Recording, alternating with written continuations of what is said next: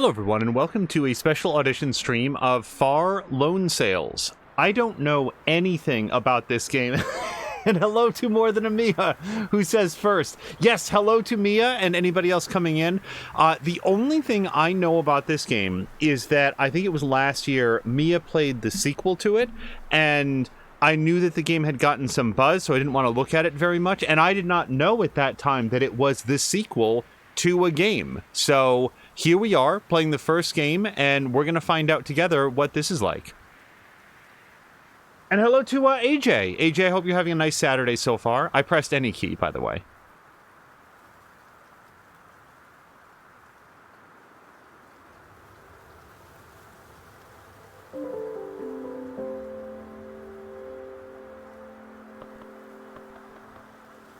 Well, it's a little musical cue.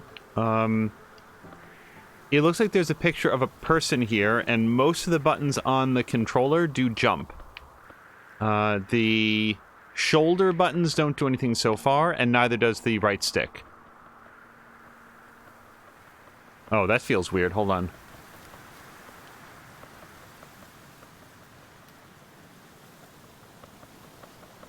Also, Mia adores this color scheme. Yes, this is very striking. I'm getting the sense that maybe red is the color of dew. So I've got a mailbox, and you can press B to pick it up, and A to jump with it.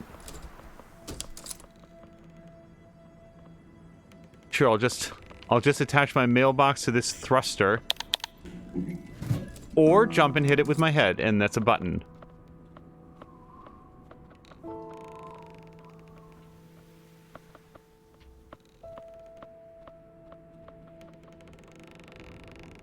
Left trigger. Okay, so left trigger is zoom. Sorry, I tend to talk aloud as I'm learning things, so that's left trigger. And we've also got... Oh, I see why we went up there, because there's no other way to get to the other side. It didn't occur to me that this cabinet is in the way. Okay, yep.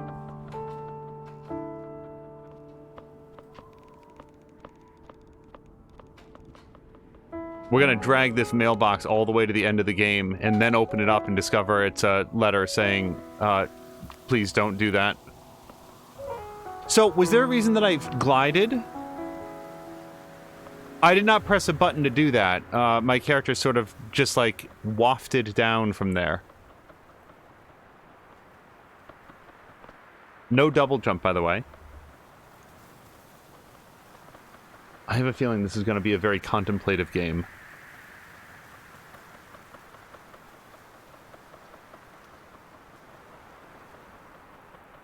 Does this... Oh, I thought it said something, but it looks like a picture of a boat. A boat that may or may not have a lightning rod on it.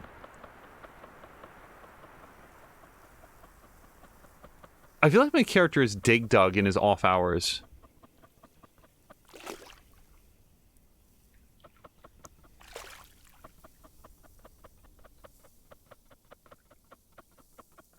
Okay, well, hold on, let me look at this. So we've got a picture of a sun with some seagulls, I assume. If you show me that, like, that particular arc shape, for some reason my head thinks seagulls, not like eagles or, I don't know, swallows. Hold on, was there something here? I thought I saw something between the boards. Yeah, there's like a little red dealie in there. I can't seem to interact with it right now.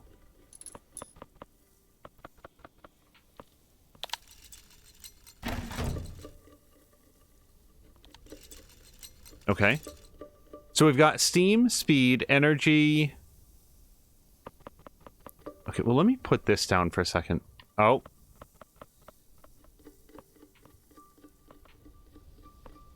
So there's like a ladder back here. I can't seem to climb that. Okay, and we cannot go further. So whatever we're meant to do, it's here in this, steamboat. Oh, we've got some hooks. Can I put my mailbox in the hook? I can! Look at that! So, hold on. I don't know what I did to do that. I pressed B. Okay, so if you jump and press B, we can put our mailbox in the hook. That'll come in handy for later. Oh, I don't have any energy. Okay. I swear to God, this is at 4K? I have no idea what that says, if it says anything.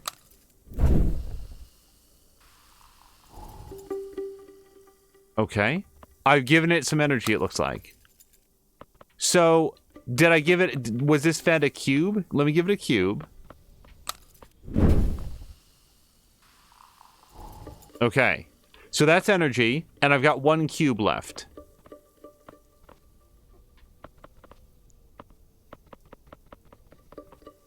I cannot feed myself into that, which is probably good. And if I wanted to go up here... Oh, okay, is that good? Hold on. So, apparently, I guess if I catch on fire, or something catches on fire, I can spray this around. I like knowing what I have at my disposal before I get started. We've got some more hooks up here. And a picture of a sailboat. Oh, we can move things that are not red also. Well, I guess I'll keep my chair up here. Okay, I feel like if we push the power button now, something will happen. Yes. Is this good?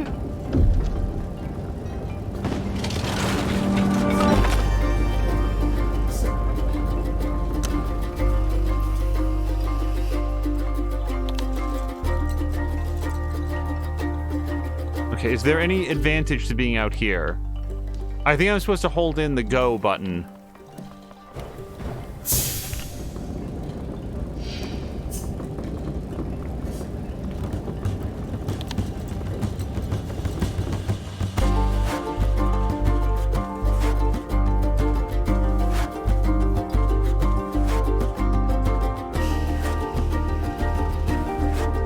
Whoops, hold on.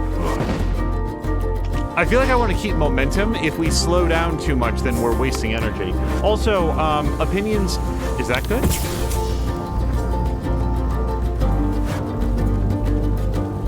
There's another button up here I'm just seeing for the first time. Oh, that's the brake. Okay, I didn't want to hit that. Opinions on the sound levels, because the music is a little loud for me. But if it's well balanced on the stream, that's what counts. I think I'm going to need to put in another cube soon.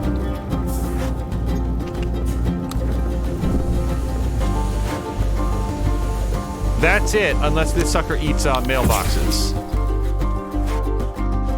Scaly One is saying that's a little loud. Okay, with apologies to the soundtrack, let me just notch it down some. Give me just a few moments.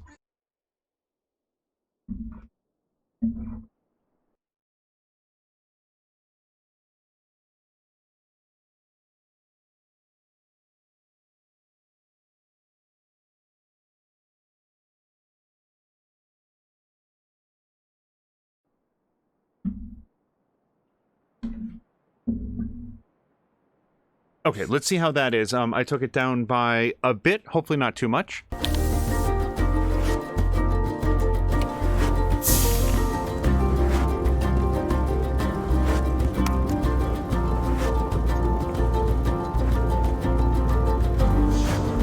wonder if the very small amount that I saw of Mia's stream involved some sort of locomotion. I don't know, so I don't know if is it bad to release the steam every single time? And also, I'm gonna see if I can feed it the mailbox. Like, do I want to do this or no? Let me put it up there just in case.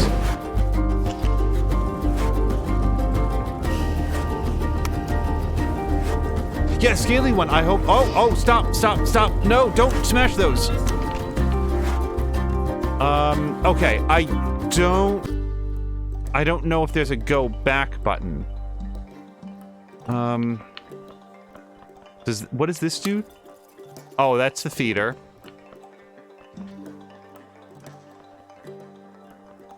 So here's my concern. I'm concerned that if I go outside, the crate, the ramp is gonna crush that first box, and I don't want it to do that.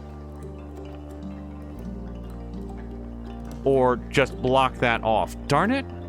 Well, okay, let's grab the crates. We're allowed to do this, right? Like, this isn't like cleaning out a lobster trap or something. I'm glad I didn't feed it my mailbox. Let's take this away. I'm gonna put this back on the hook. You know what? Let me put this up in my room.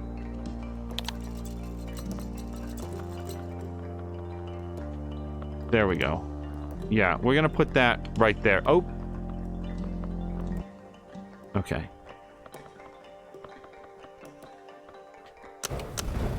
No! God damn it.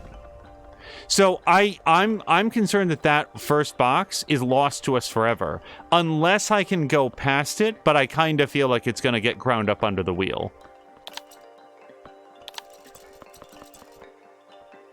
Oh, and actually, you know what? We should probably just feed this, right? And there's no way I can't walk like underneath this, right? Oh, wait, can I walk past the wheel? Okay, well, that was an incredibly simple solution to a problem.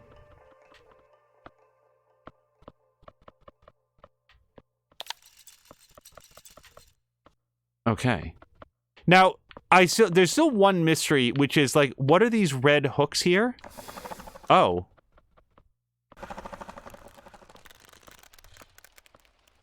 You can drag it backwards. And forwards, I bet. So if we run out of fuel or I, like, really biff it, we can technically still keep going. Okay.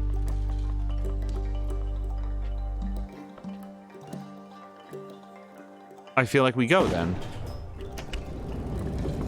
And I'm gonna say that if my character doesn't get crushed underneath the wheels, like, if we can go underneath, maybe the boxes wouldn't get smashed either.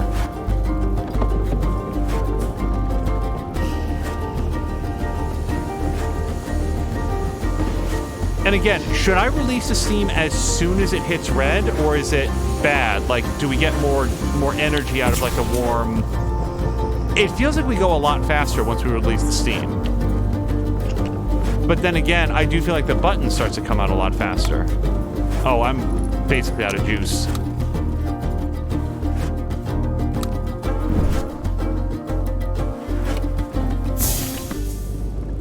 Oh, and I'm going downhill. Go uphill.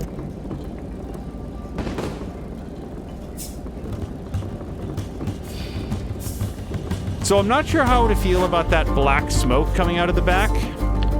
That's good.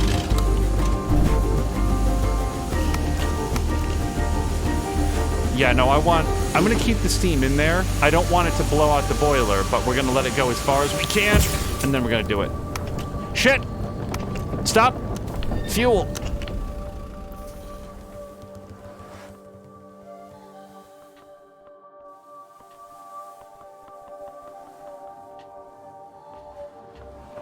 So, literally just before starting this game, I was texting with Mia about a game that she was recently playing called Paper Beasts, a game which I'm not going to say anything about or spoil here, but the topic of conversation was about how Paper Beasts communicates its goals non-verbally. You know, this is not a spoiler.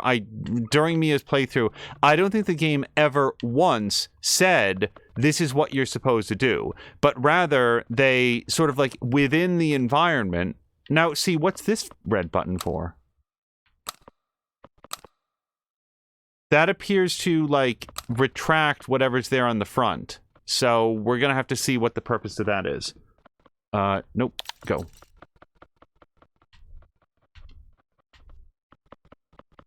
I also feel like there's no immediate need to keep the boxes on the hooks. Maybe they slide around a little bit, but I guess let's find out. Oh, and the reason that I just thought of, like, the conversation that we were having about... Okay, but... There we go. So let's just put that there, and then it'll be ready to feed in when we get going, which is going to be right now. Yeah, Scaly One, by the way, I hope that you're having a good weekend. And hello to Solid Chrome Hickey. We are just playing... Did I damage the engine by letting the steam build up? These are all rhetorical questions, by the way. I'm just like, we did not have our check engine light on when we first rolled out of stock. I'm going to release that right now. And we're going to feed it some more juice. Oh, stop.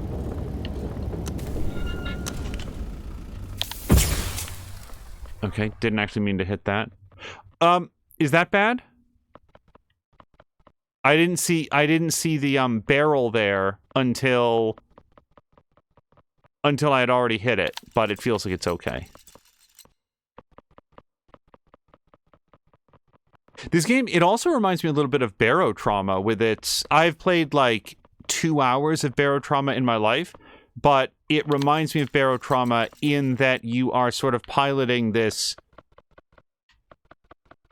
vehicle from like a 2D perspective. I just saw that they were doing a patch for Barotrauma, which among other things talked about... Oh gosh, what was it? I guess some of the AI companions aren't doing the things that they're supposed to. I feel pretty good about our number of boxes, though. You know what? I'm gonna put some boxes upstairs. I'm a little worried about just having them rattling around, right?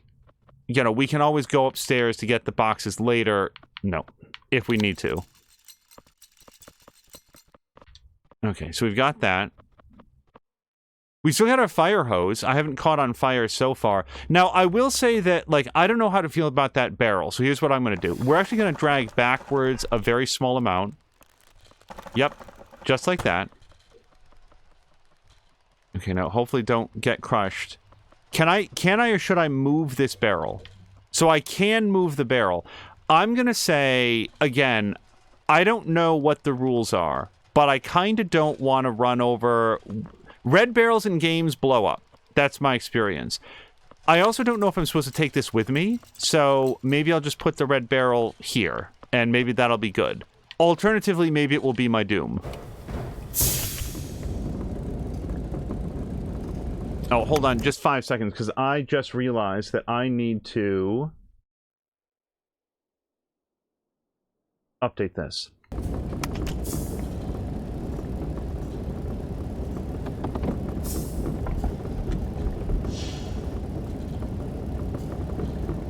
Also, Mia just said something, and I want to read it, but I also don't want to blow out my engine. Alright, we're gonna pop it. We're gonna feed it some more fuel. Keep going. So I do notice, so I'm noticing that when you push it in, it locks in. I thought that maybe it only stayed in for a while, but it seems to go in until, like... Oh, no, it does unlock. Okay.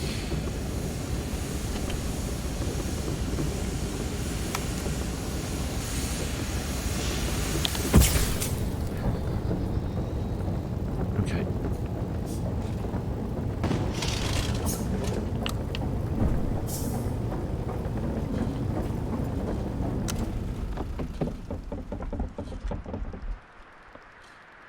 Do we just keep going? By the way, I made no intentional attempt to, like, kill the music. Oh, hold on. Stop. Yeah, we'll go out the back here. So Mia was saying, this is super interesting. She had played the... Had she played this one first, she would have gotten some of this tutorial info with the words underneath each feature. See, now, that really makes me want to watch your playthrough of the second one. I want to do it after I've played the second one. But, like, from that, I can sort of surmise that it doesn't, like, show you steam and energy. So, that feels like it would have made it super challenging to do. So we just go now, right? Like I picked up an extra box.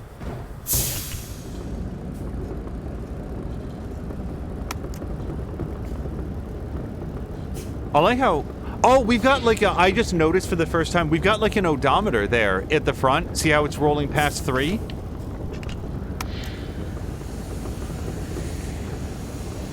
So it definitely feels like we get a burst of steam once we do the... Sorry, a burst of speed when we release the steam. But as long as it doesn't damage the engine to do this, I feel like we can delay that... Oh, hold on. I wasn't paying attention to my fuel store. It seems to fill it up about halfway, but I always want to make sure that I'm... Oh, look at that! The steam releases itself. Okay. Still working out how the rules go.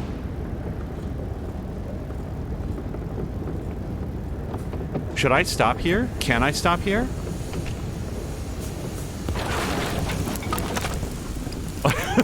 Yes, the answer was yes. Oh, no. Hold on. Something's on fire, I think. I don't know what. Stop it. So, I don't know what was on fire, but apparently smashing into this was not the way to go. So, we're gonna go upstairs.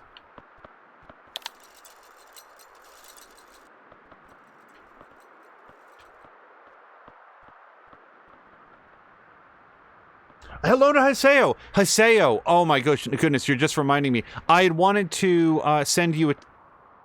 Wait, is this going to drop this? Before I continue puzzling, I wanted to send you a message in Twitch and then promptly forgot this morning with everything else.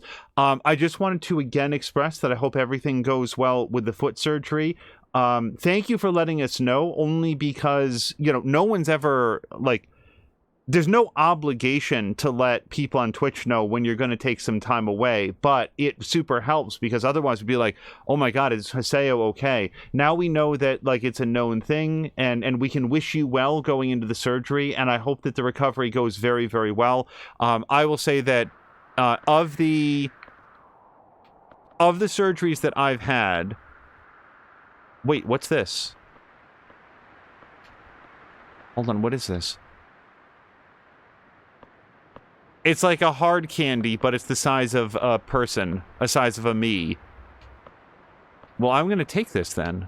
Hold on. I don't know what's going to happen when I drop this piston, so... we'll put that there. Also, let's put our fuel over here.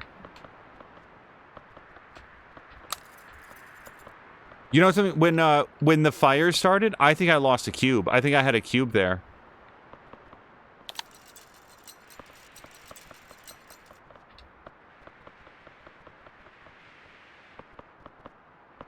Also, do the cubes say something? I swear to God, it's like almost lettering. I cannot make it out. But yeah, Haseo, I hope... God, now I want to know what happens if we put the fuel... Sorry, the red barrel into the reactor. I'm concerned it won't go well. Okay, I'm going to press this. You don't... No, I'm not. You know what I'm going to do? I'm going to drag this backwards, because... No, I'm not. Also... Okay, there's so many thoughts. I thought to myself, I'm going to press the button.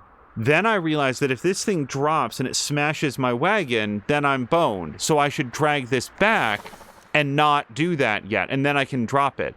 But then I realized that if I drag this back, I can't get up here. So I feel like we're definitely meant to do this.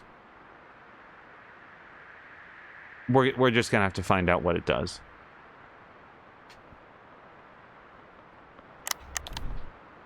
Okay.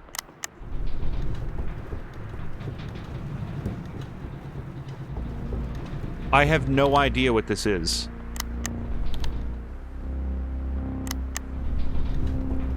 Hold on, can I... Well, it's too late now.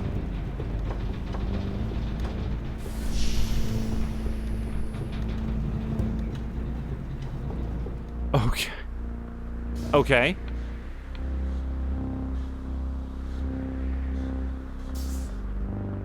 I feel like I added a part onto the car.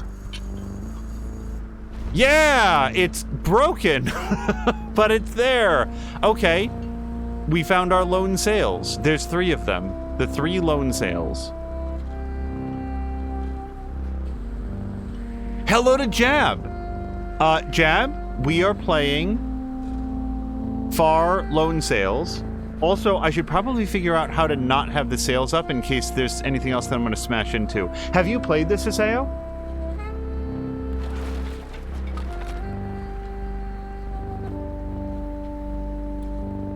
don't know how I would stop this. Oh, well, I guess it just chooses to stop after a while.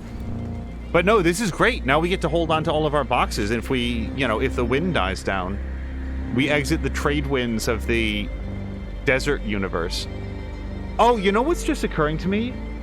Is this a dead ocean that we're looking at here? Because there was a lighthouse there that we just passed. And yet I don't know what would be watching out for.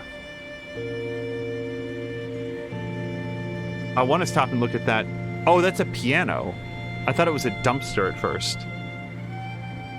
But the issue is it's in the foreground, just like that bus is in the background. So I don't feel like we can stop and interact with it.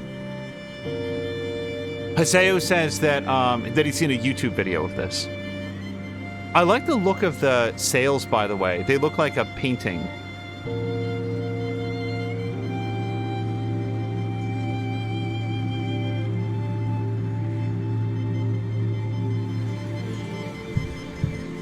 What the hell? What the hell is that? Why is everything on fire? Stop.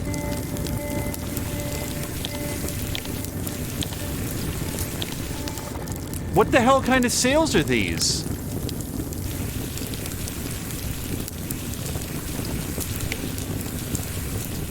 I don't know how to stop this button from being on fire.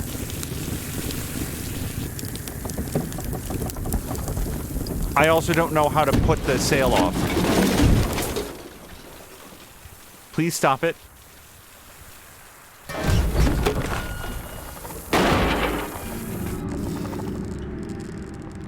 Okay, so we have some red bars. See, just above where I am?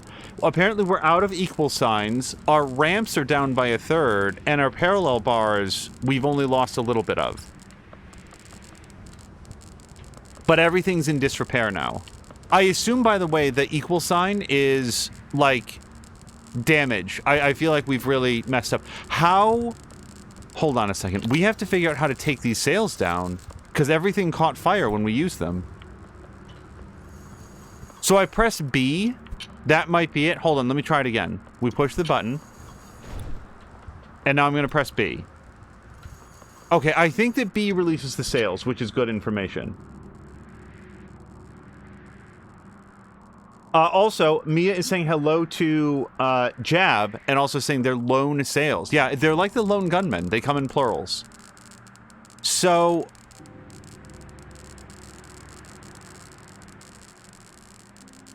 Actually, I have no idea what the answer to so is. I really messed up my car.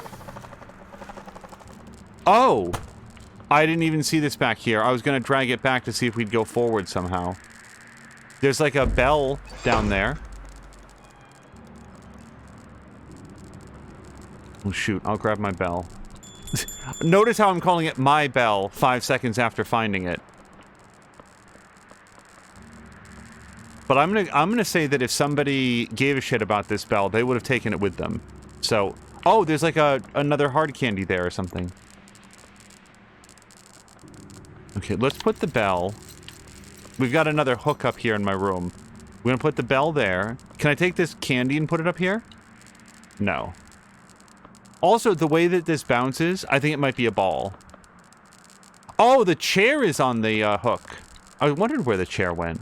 Let's put the ball on the hook. And then we've got a light on the hook. And I'm going to push the chair over there. Okay, let's go see what else we've got. Jab is quoting the 3 lone wolves. So, I do not know what this is. It's smaller than a hard candy, but... it looks like it's got some depth to it. I have no idea what it would go to.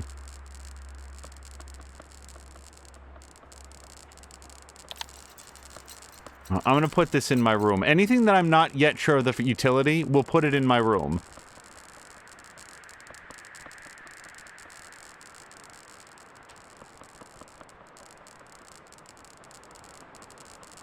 This game is going to be the new answer to the riddle, what's black and white and red all over? My failures.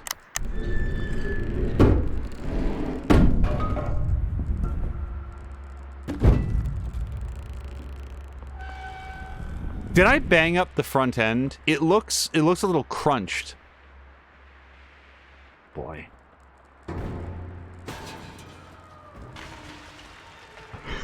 I think that propeller fell on something. All right. Well, here's what we're going to do. I'm going to feed this thing a little more juice. Oh, look how difficult it is to get up there now. And it refills much slower than it used to.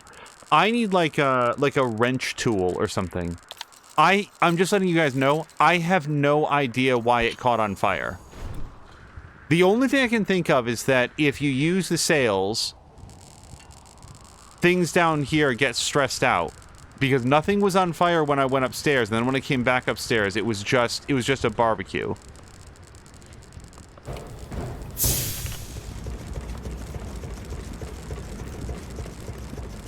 Okay, I was a little curious if we might go faster if we use sails and engine. All right, we'll screw this then. I'm gonna be ready to jump on the brake if we need to.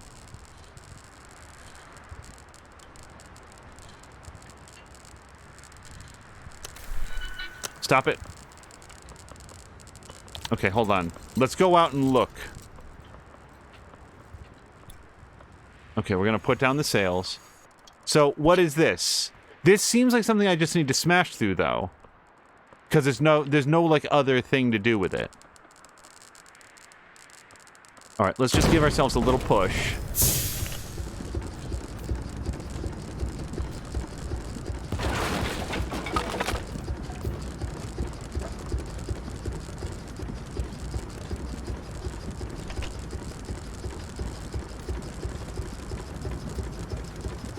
Like, it kind of looks a little bit like there's water way in the background, but, like, the ocean has receded. I'm full-on concerned that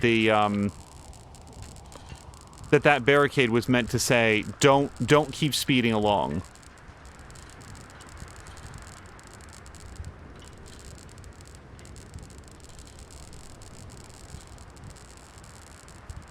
Only got a save cogwheel.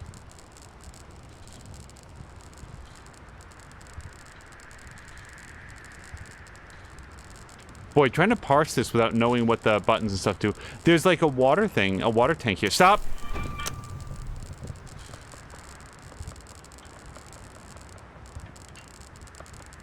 Oh, hold on. I should probably put down the sails or else... I don't know, they're gonna get stressed out and break the mast or something. B.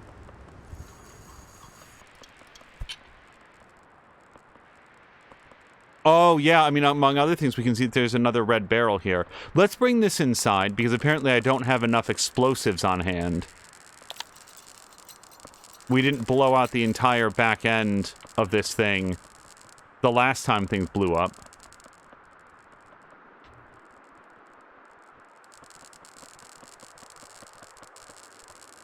By the way, Jab, my friend said that he heard that the Storm DLC is coming out this coming week for Midnight Suns. I know that on Twitter, the developer had said that there would be an announcement forthcoming, probably an announcement of the DLC, but I don't know if there's been more. Yeah, I'm just going to go forward here for a second.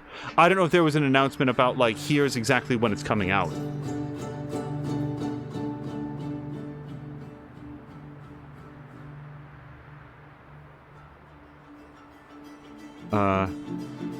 Okay, so there was a ramp there that I've now gone to the other side of, which means that I can't go back. Okay, I think we found the barrel eater, because look at this. They gave you a barrel, and they gave you a thing that looks like it smacks barrels into a reactor.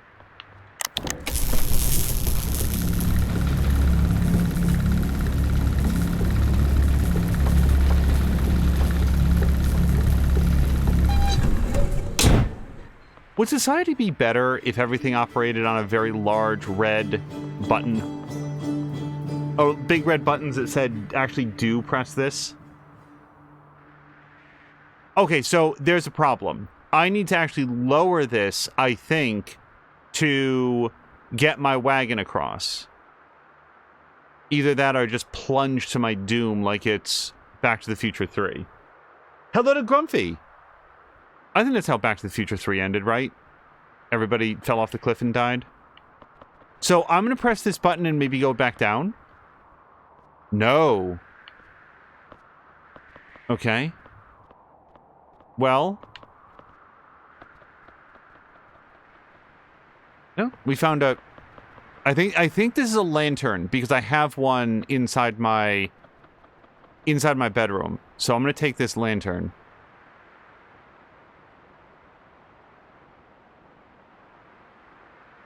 Also, Grumpy is saying, Moo is saying, Fallout 4 says that she can only keep 2 saves. That seems unlikely. Is that a thing?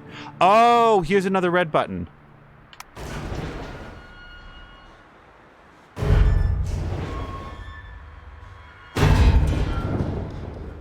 Apparently the solution was to break the bridge. Although, in fairness, I don't think that any ships are going to be coming through here.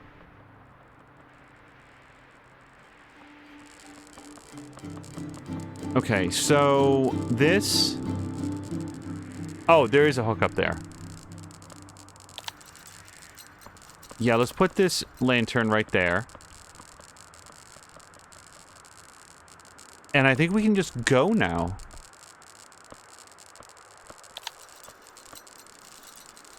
Also, that does heavily imply that we can use these red barrels as...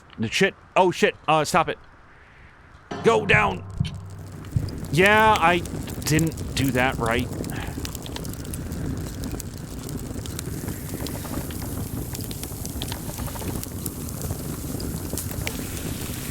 For some reason, I wasn't thinking to myself about the sails being too tall to go in here.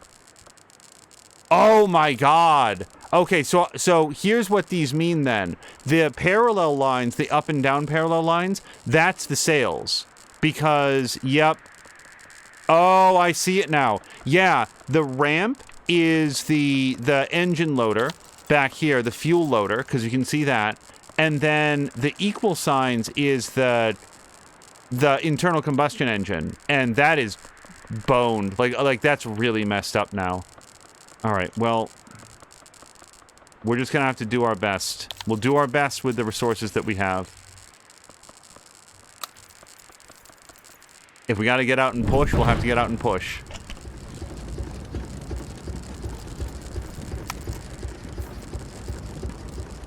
Boy, what a mess. This is like driving your car off the lot and just immediately into a big curb.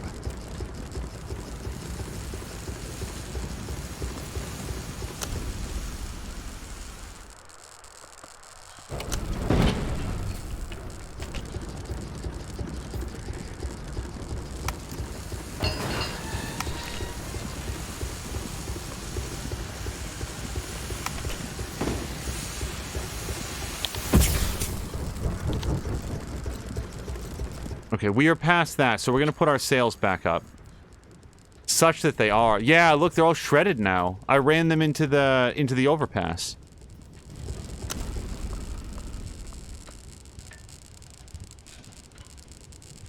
Great. I'm not... Honestly, I don't even think the sails are working anymore. I think they're too damaged.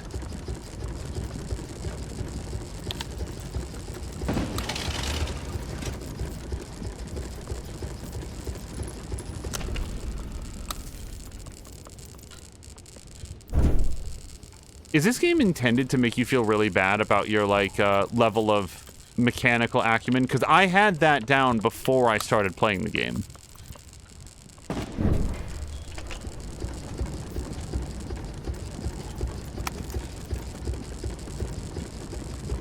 Yeah, I might as well take these sails down. They're too damaged. We're gonna have to find, like, a repair shop. They have those out in what used to be, like, a dead ocean, right?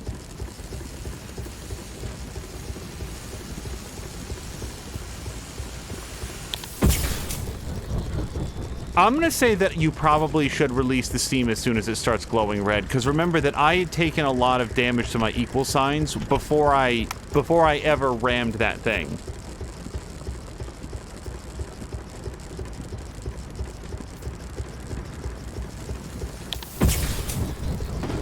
Oh, hold on. What's the stop button?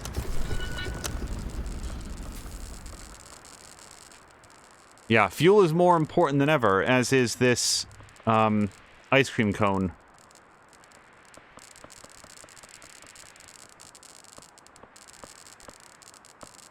I should probably assume that anything that I can pick up that isn't something is fuel. But until I'm meant to give up my gaskets or whatever those are, I'm gonna hold on to those. I wonder, like, I'm seriously wondering if some of these things are, like, repair items. Maybe I should walk them up to the damaged components and, like, give them a try.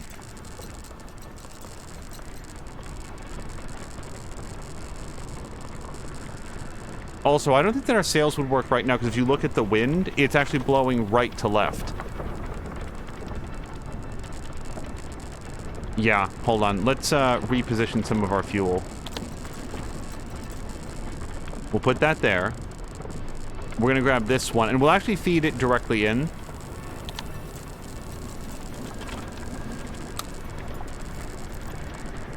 And let me grab one of these gaskets just in case. Like, if I bring this over to, like, this is all messed up, right? Hold on. Can I press B on it? No. I mean, I can, but I'm just putting it down. I didn't know if it might be a repair the thing or something.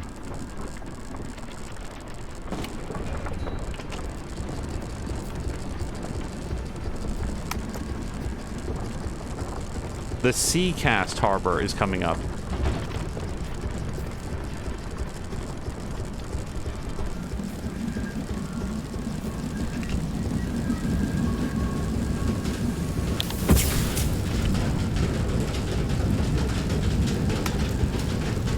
There's probably an achievement for, like, making it through this game.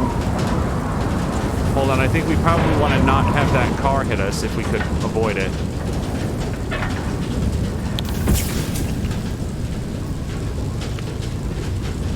Put this in here, feed that.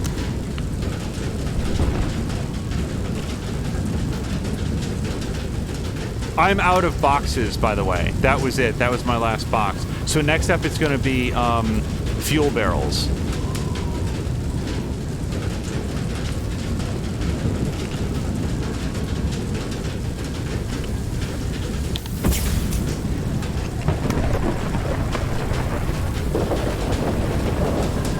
I will again note that I don't actually know that the barrels will be fuel. Oh, god damn it. I didn't mean to hit that. I just wanted to be up here and be ready. Now I lost all my momentum. Alright, let's try this.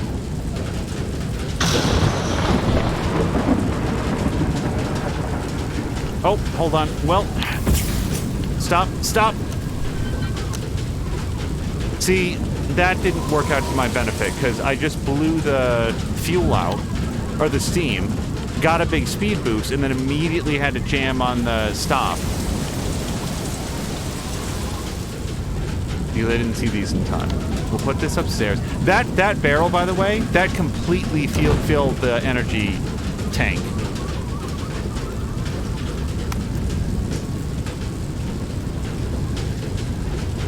I wonder if I hadn't smashed my sail, if, even though the wind looks like it's going in the wrong direction, I wonder if that actually would have been good.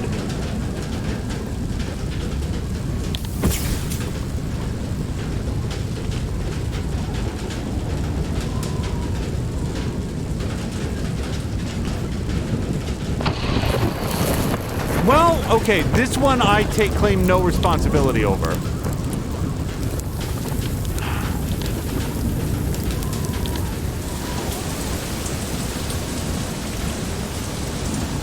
That one was not my fault. That was an act of God.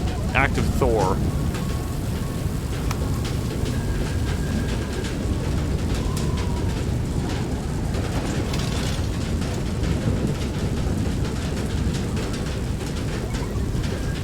I really like the sound of the rain hitting the outside of the wagon.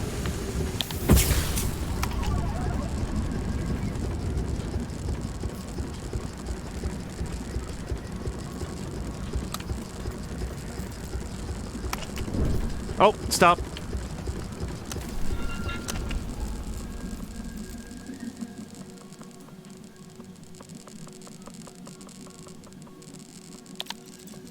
Sure is nice of people to leave these pre-packaged fuel crates around.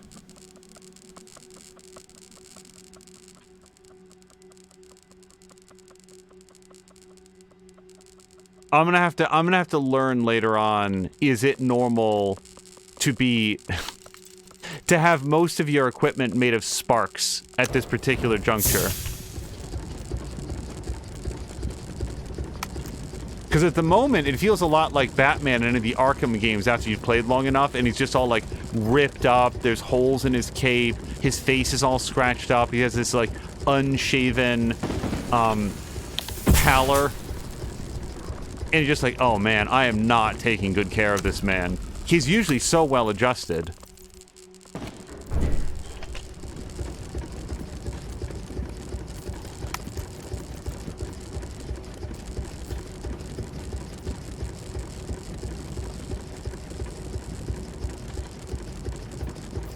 Also note that outside of like adjusting the volume here on the stream, I have made no other adjustments to the volume. Like the music and everything is just like how it is.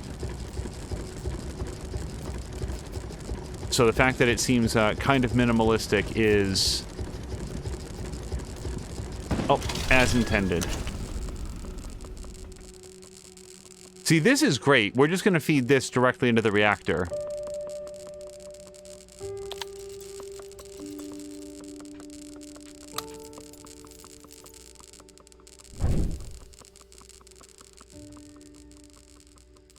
Okay, so I want to go forward slowly, so I'm going to see if we can just drag.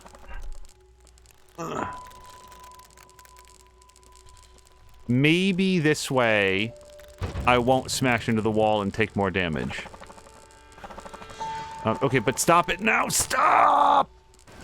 I tried so hard. Why is my little person not able to stop this? Yeah, that's great.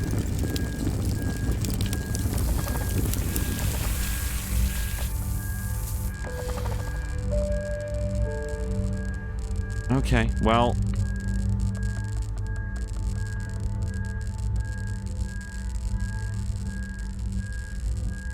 Did our parallel lines a little bit less damaged than they were? I don't know why that would be. We haven't been to a repair shop or anything. Hello to Harmonious Crow! Crow, I hope that you're having a nice... No, don't put those up. I hope that you're having a nice Saturday. Yes, this is Far Lone Sales. And we are trying it out for the very first time. And so far, I've learned how to not take very good care of my vehicle. Hold on. I really don't want to put this too close to the reactor, because then I'll feed it in accidentally. We got 4 barrels.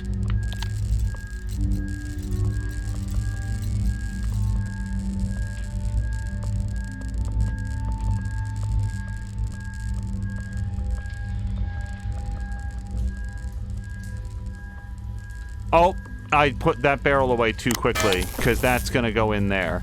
Let's also take a look around. Yeah, like I started to say a short... Yeah, see, we can just bring this over. Like I started to say to Mia just before this stream, one thing that is helpful to me when I'm trying to work out, like, how does this all work is before I start taking actions, I will take a quick, like, what's it called?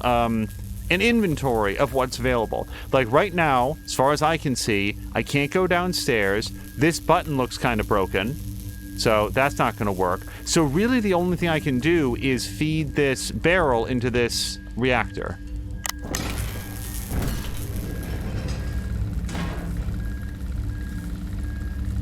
Okay, and now we're going to roll down the thing. I look forward to seeing you play that, Mia. See if you can figure out things better than I can. Oh! Mia says I got Bad Dream Coma and added it to my Friday night stream list. Yeah, that was something that, a game that Harmonious Crow had recommended to Mia. I took a look at it. It also appears to have its own sequel. Okay. So there's Bad Dream Coma and there's Bad Dream... Fugue State? What's it called? There's some sort of, like, sequel to it. Oh, it's a repair duel. Look, look, look. I mean, I think it is, anyway.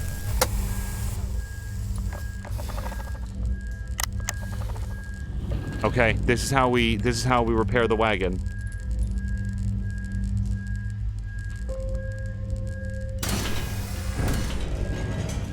Or gain the permanent ability to repair the wagon. I thought we were going to lower it down in there. Okay. I thought we were going to lower it down in there and then we'd be able to, like, repair and then go on our way with a strict tut-tut from the non-existent mechanic. But I guess the tut-tuts can wait because we're going to steal their repair equipment. Okay. Whoops.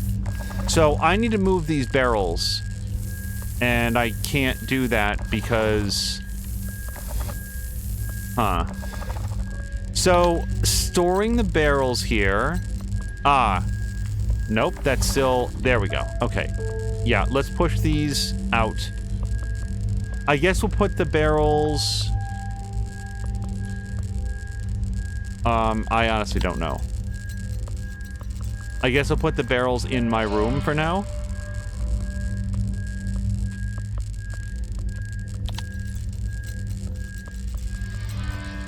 What is the sequel to Bad Dream Coma? And another one after that. I put them at the front because you can always go out the back. Oh, Crow was saying I always put them in the front because you can always go out the back and under. That's a good idea. As long as they don't roll out the front. But if we put one like right here, they seem very stable, the barrels do. Okay. So now I would like to see what the rules are for making use of this repair tool.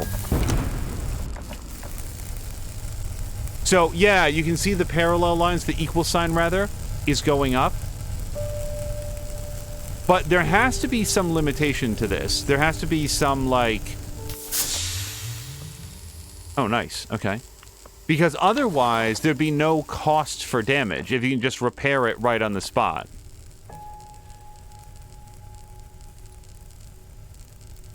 So this has to be limited either by your availability of fuel or, I don't know, maybe you go blind after looking into the light long enough.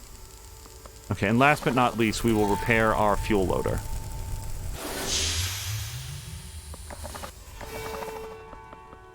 Okay. That's it. We are shipshape. We did it. I feel like we can put the sails up again. I don't know if the wind is blowing, but we're not... Okay, am I just damaging it more then? No, not yet, but apparently we can't put the sails up here, so let's get ourselves moving a little bit.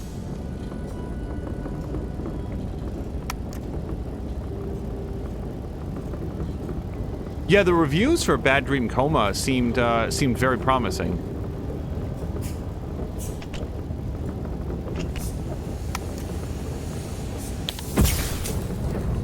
I'm going to continue now to release the steam as soon as it turns red, because I feel like...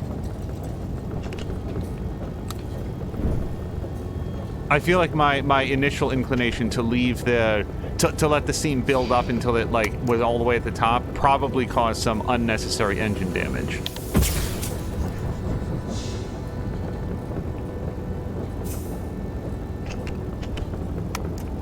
Oh, you know what? I should probably put the sails up now. Because now we're out in the open area.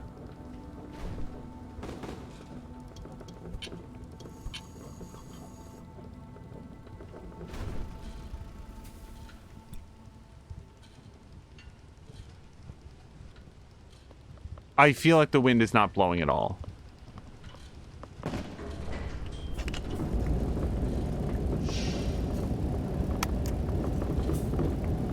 Okay, I'm gonna grab this barrel. I'm gonna feed this in, because we're basically empty, and it'll fill us all the way back up. I'm also gonna... Oh, shit! Stop! Stop! Actually, I think we're supposed to smash through that, but we're gonna go outside and get those, that fuel.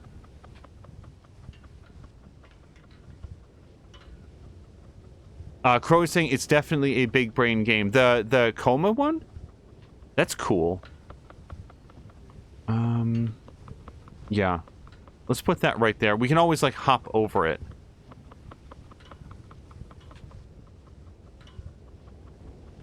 So, when I was growing up, there was a game. It was on the Commodore 64, and I've been trying to remember the name of it, and it tickles just outside the range of my... Also, wait, can you put barrels on hooks? It didn't really occur to me to try, but you can. God damn it. I don't know why I assumed that you couldn't, but we can put the... Oops. Yeah. We'll put that there. In the game, I remember that I want to say it was like The Incredible Journey or The Amazing Journey or something like that.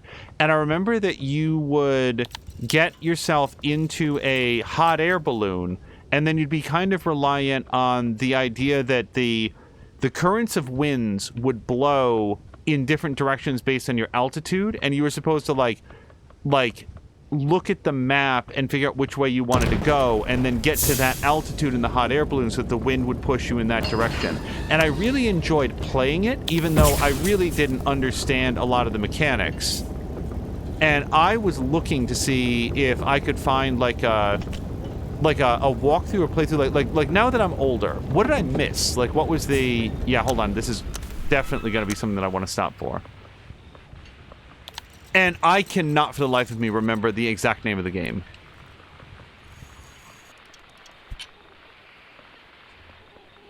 Okay. I absolutely do not see what we should be doing here.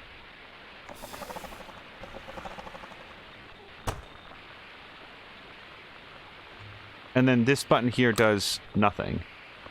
It retracts that front wheel, but I don't know what that means yet. Okay, so I feel like I need to go slightly forward. Let's just try to go slowly. Just a little bit. Just gonna nudge up against this wall.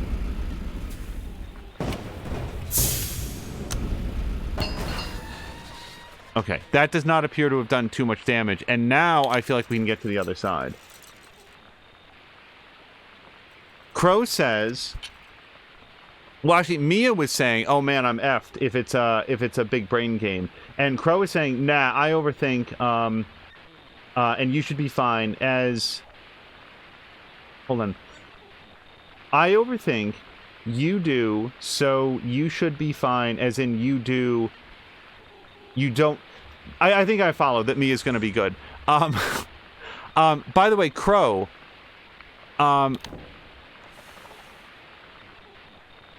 I don't know where we're going yet. App is going pretty deep into The Last of Us Part 2. I don't want to say very much about that game. See, this is the trouble. I really want to interact with... Oh, hold on. Well, I'm definitely bringing this radio with us. Can I go back down? I cannot. So, let's make a pact that I want to bring this radio with me. Oh, look, we're going to tune the radio. Okay, so we're going to stand on this.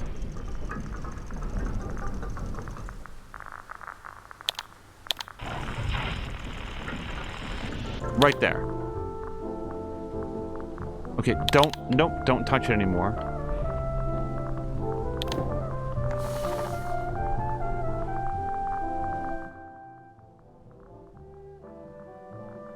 Crow is saying that Mia just does things and she doesn't overthink. And I'm doing some of that, like, the overthinking here as well. Like, I thought I was going to be so smart by, like, keeping the boiler with a full head of steam, and I think that I caused a lot of damage there.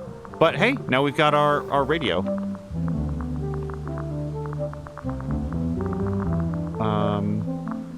I am very much looking for where I want to put this. I feel like I want to have the radio in my room, so I'm going to take down the hard candy. I'm going to put this on the hook.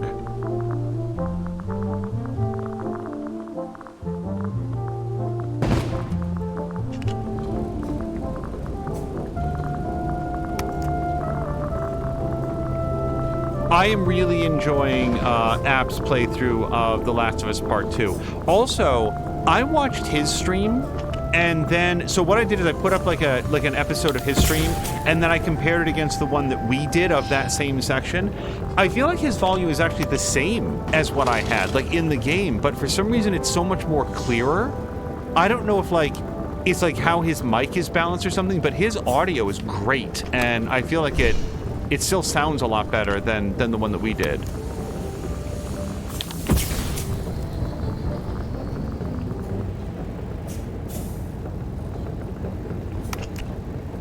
Oh, we're out of radio range, darn it. I was enjoying the music. Okay, try not to smash anything while I grab this barrel.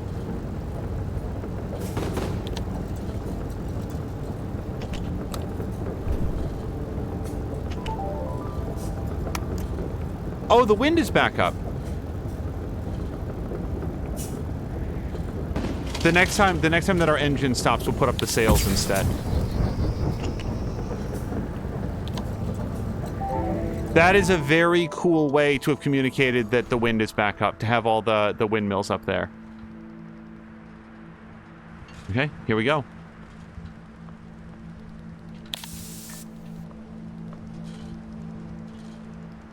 Well, I just want to see what Crow said. Crow had said, live and learn, we all are. You can chat to him. He'd love to talk about it, I'm sure. My concern is I always want to be very, very careful about spoilers, and it's one of those games where, like, I want to be there when he finishes, I mean, for a few reasons, and then I want to hear everything that he has to say and, like, talk to him and others. There's so many people in chat that are so excited for it, and, you know, I was in there the other day. I was just lurking for, gosh, probably a couple hours before I said anything, just because I wanted to, you know, hang out and see what everybody else was saying. Again, big congrats, big ups, whatever, to the mod team, which includes you. Hold on, stop. Okay. Now, when I put down the brake, how do I... This is maybe a rhetorical question. Yeah, I think you have to take the sails down and then put them back up again for the brake to come up. Okay, hold on. I don't want to ram the friends. Stop it.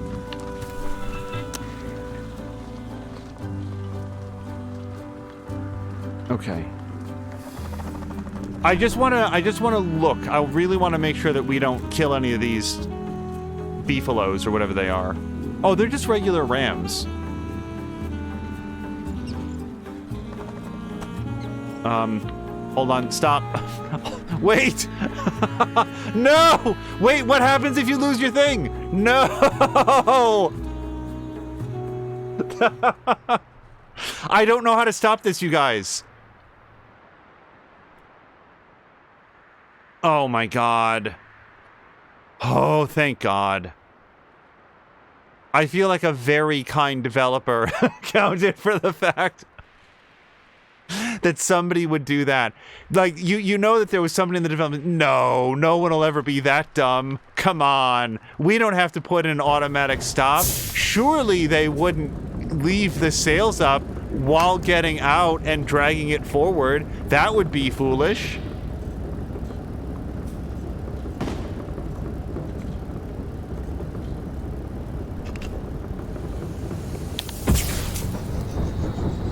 Okay.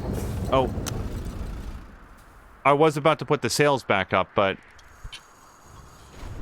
let's get next to the brake just in case. Oh, son.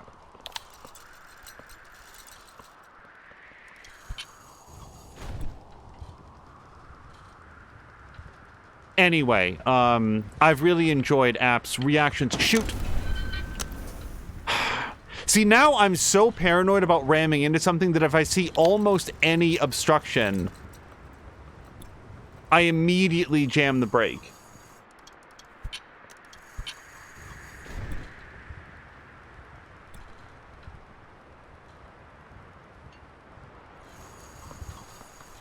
Okay, but why did that not stay up that time?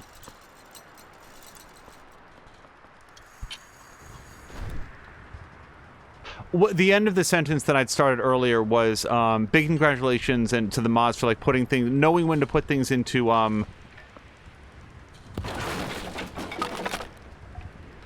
emote only mode, and really stepping on anybody that you know goes to get a little bit too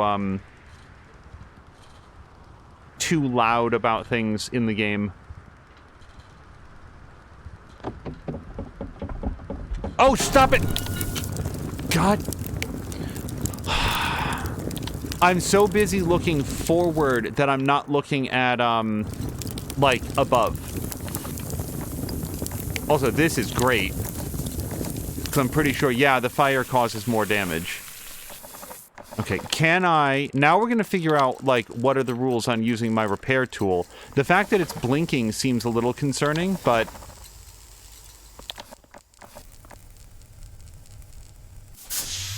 Crow says this game is so pretty. It really is. I very much like the art style. Okay. Now, again, our sail is down. Let's just drag it forward. I see two big, like, they look like pressure plates on either side, so I'm pretty sure the wheels will just go on those. And there's a fuel crate here as well.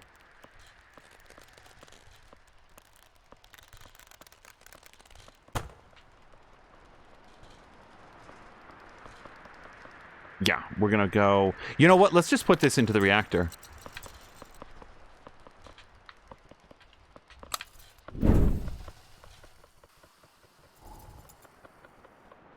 Okay. I don't think that we can, like, get far enough ahead. I wonder what the retractor pulley is button there at the top, at the front. Yeah, okay, we're gonna have to start up the engine. Don't tell me, by the way, but that one button that, like, turns the crank without any purpose, without any, like... apparent purpose.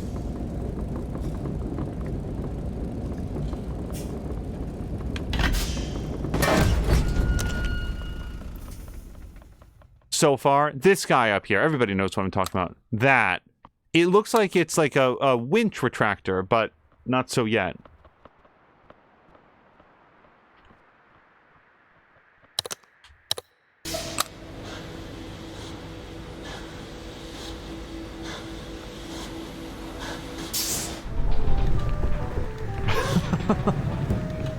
Boy, thank God we found an elevator system for this exact make and model of vehicle.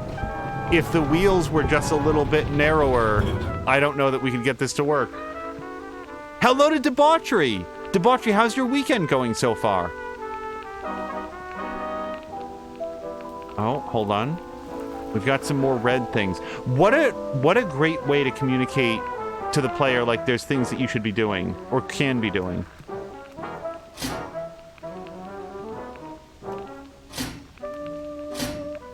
Huh. Okay, we can attach that.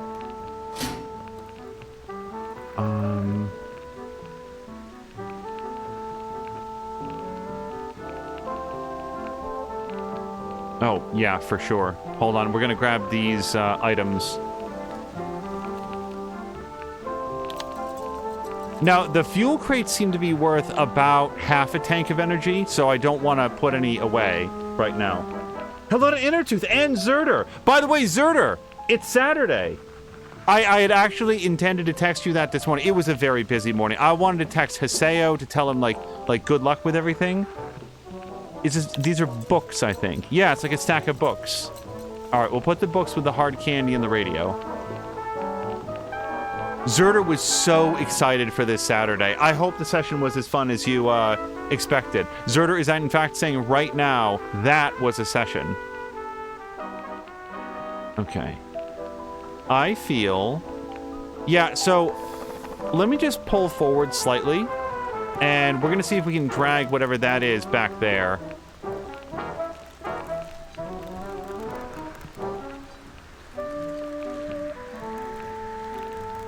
I feel like for these little moves, like, if we have to start the engine to, like, get through this plank wall, so be it.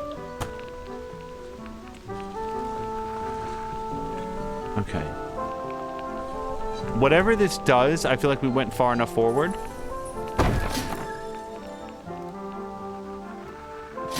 Maybe not.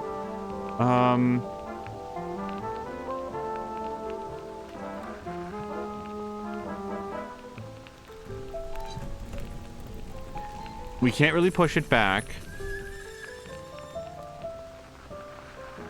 Okay. Here's what we'll do. Let me try to nudge forward a little bit. No, it's not going to let us go through this. So...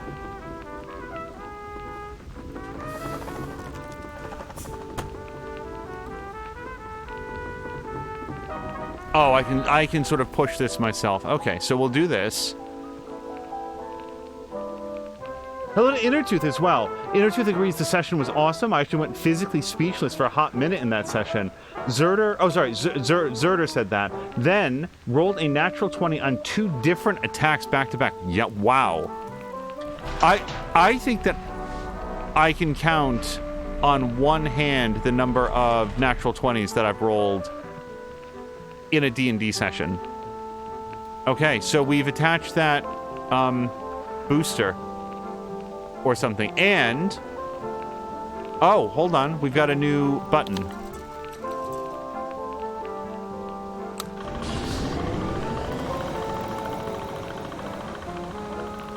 Interesting. I wonder if that sucks up road debris as you're driving past so you don't have to stop. Not debris, but like barrels and fuel canisters and stuff.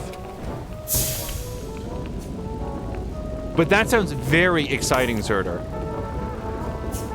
Zerder and Innertooth are referencing Sambalander's stream. Ferrophobe, I think, is either the name of the campaign or the setting. Oh, hold on. Let's try it. Hold on. Nope. So, just a comedy of errors here. Can I go back? I bet I can't. I bet I lost that crate. Samalander has a setting for Dungeons & Dragons, and he is the DM of a campaign that Zerder, Innertooth, I want to say Leopard? I'm trying to think of who else. Because I'm going to forget people, and that's not going to feel good. But their most recent session was today, and as Zerder had shared earlier... oh, hold on. I feel like there's like a newspaper or something that we can try to pick up. As Zerder had shared, they're on a new quest line now. Yeah, look at that. Okay, we found a shoebox.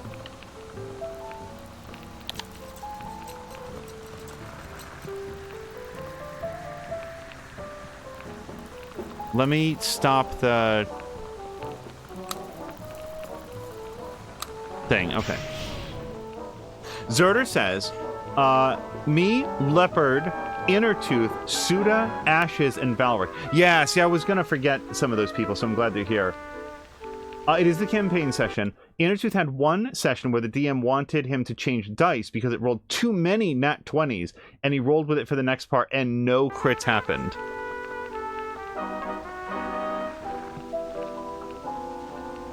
Yeah, I don't know if we've got wind. I don't hear the wind, so we're going to push this button up here. Yeah, no, the sails are completely empty, so we're just going to go.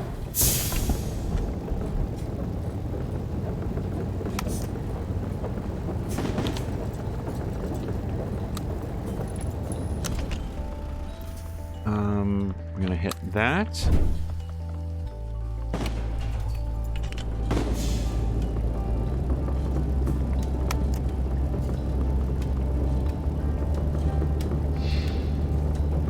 I really like physically rolling dice, but I often choose not to do it if it's some sort of like an online thing.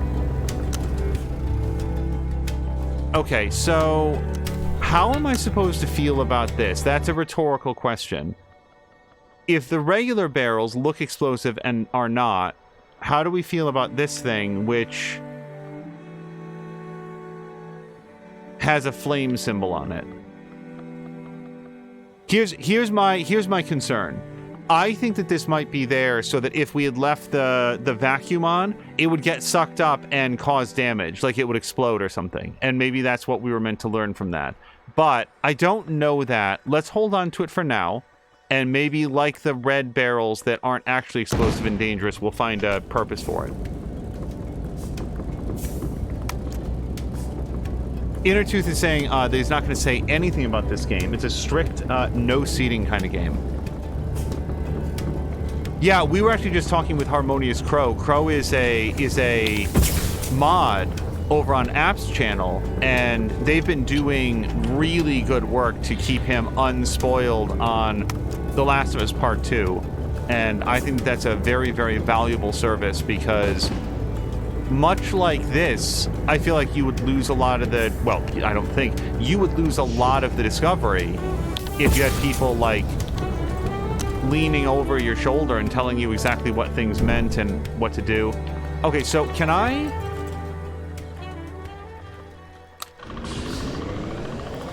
I want to see if we can pick up these, this book and this satchel.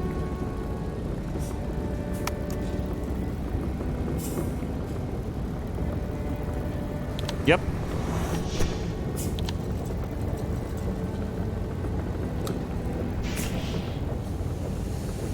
Shoot, shoot, shoot.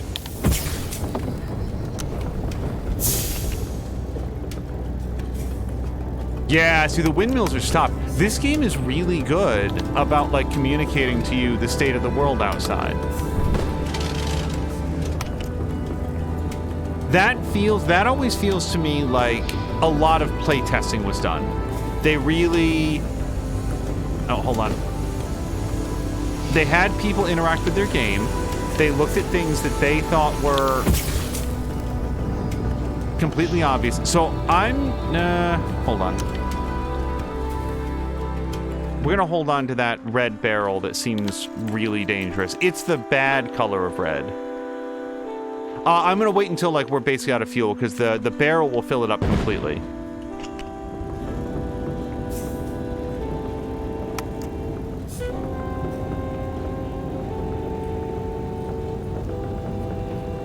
Inner Tooth is saying that there are some bugs in this game, some ways that it can be screwed up, or at least there were when he played it back in the day. There was a patch as recently as last year, and this is not a new game. This is 2016 or something like that. So they've been keeping up with the patches from what I can see.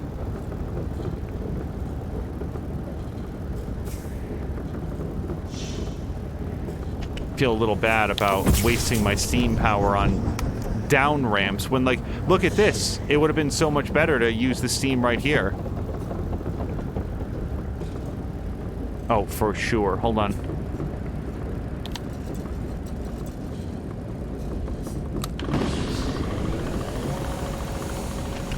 Boost.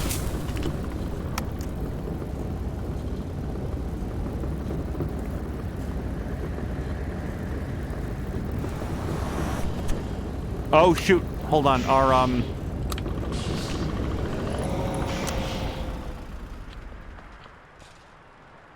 Oh, we found another chair. Okay. What I started to say there was that our feed chute is clogged. I don't know what a lot of this stuff is, so let's put it down here.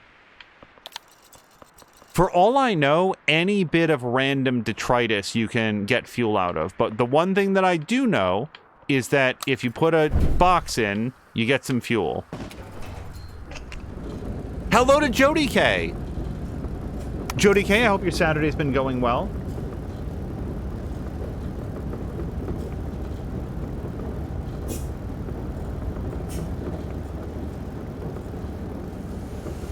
I'm going to let that build up again. I want to see if our engine starts to take any damage or anything, since we can fix it now.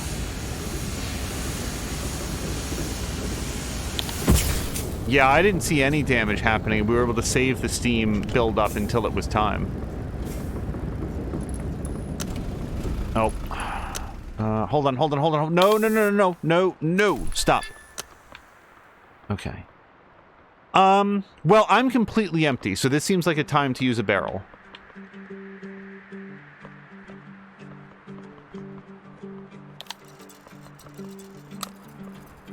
Stop it. You go back there. Let's, I'm gonna continue to trip over these things unless we move them. We'll continue to put junk in the room.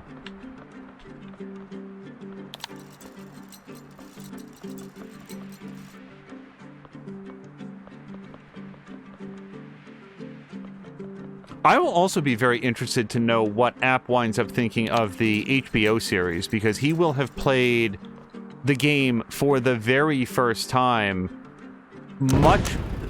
Okay, hold on, that wasn't what I meant. And yes, I do see the barrel out there, or the crate. So we're going to turn our picker-upper on.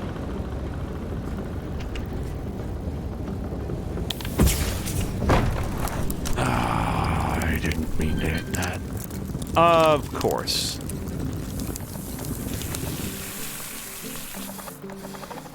Okay, so, I mean, not as bad as it might have been. Let's turn that off. Bring this over. And we'll just put that on the hook for now. Oh, Crow says that he's watched the entire series twice now. Now, he only did that after finishing the game, right? Like, the game was unspoiled for him right up all the way through the end. Wow, he watched it twice just since then. Jeez. I missed that update.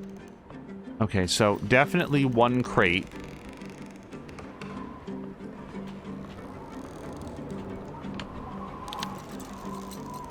Crow says that he loves it. Also, hold on.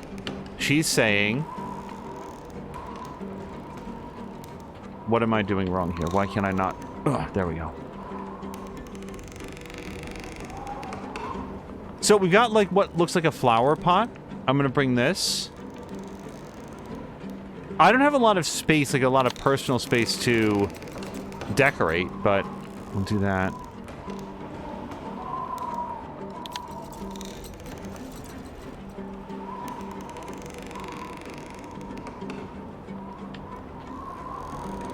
Crow was also saying the first time he was still playing The Last of Us and was a little upset with the first episode. He didn't like it, but he went back, finished it later, and loved it. Then he tried to get his wife to watch, and his daughter, and he and his daughter loved it and cried, and his wife said, it's like, okay.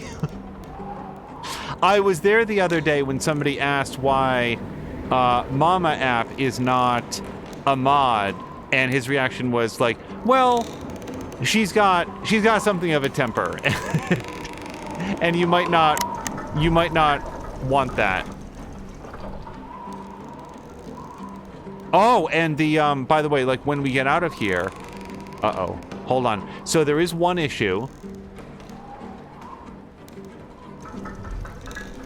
I'm up here, and the wagon is rolling away.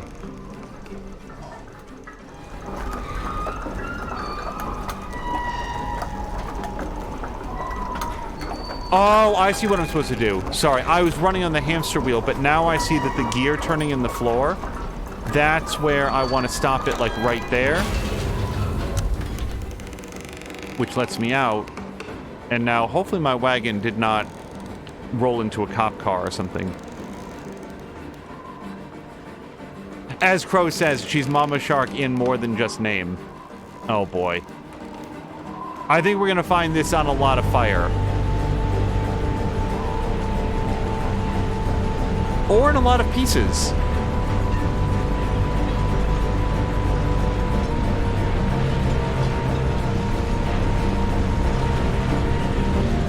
This is fine. Don't worry about it. We'll just grab this hard candy on the way past.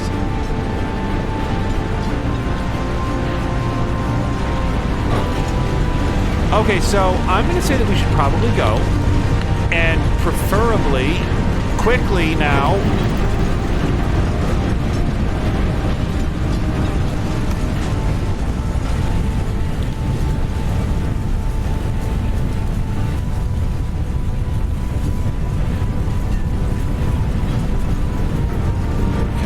I do see a flame jug here. I don't know if we should just let that go or not. I haven't worked out a use for my current one.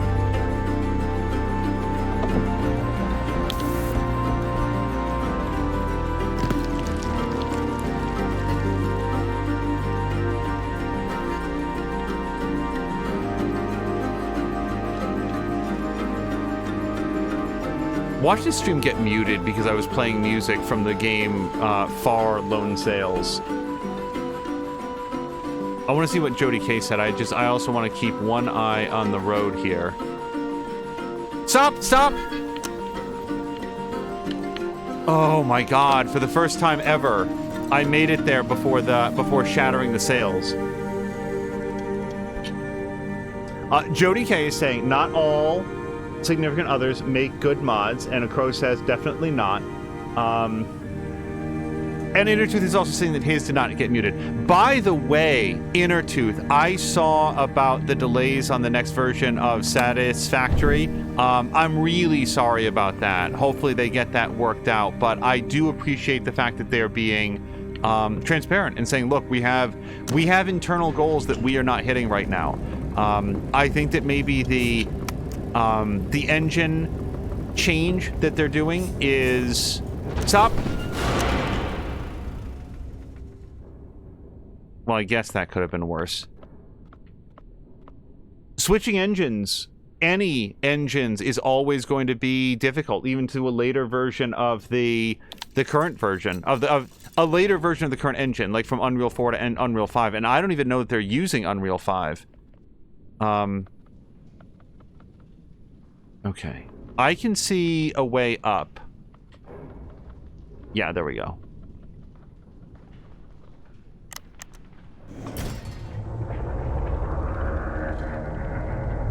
Okay, I'm really tired of having my vehicle roll away from me. Stop it. No. How do I get out of here?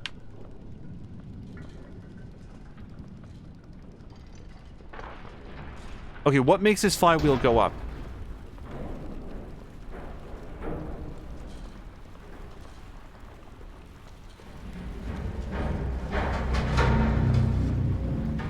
Okay, I hope this doesn't break my sails.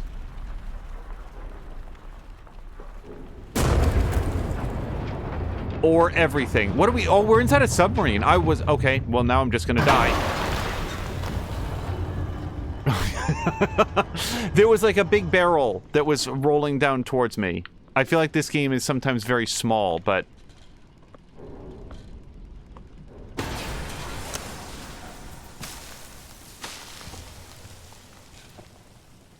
Wait, something's happening. So Mia just congratulated somebody. There's a Top Hat raid. Hello to Patikin and Moo and everybody else raiding over. We are playing Far Lone Sails for the first time. Patikin, how is the rest of your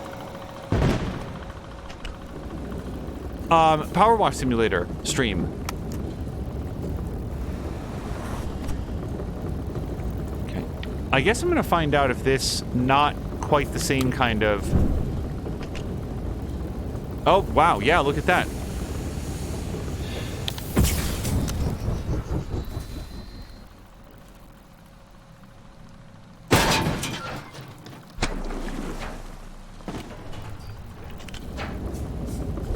Sorry, I need to pause. Sorry, there's a lot happening in the game right now.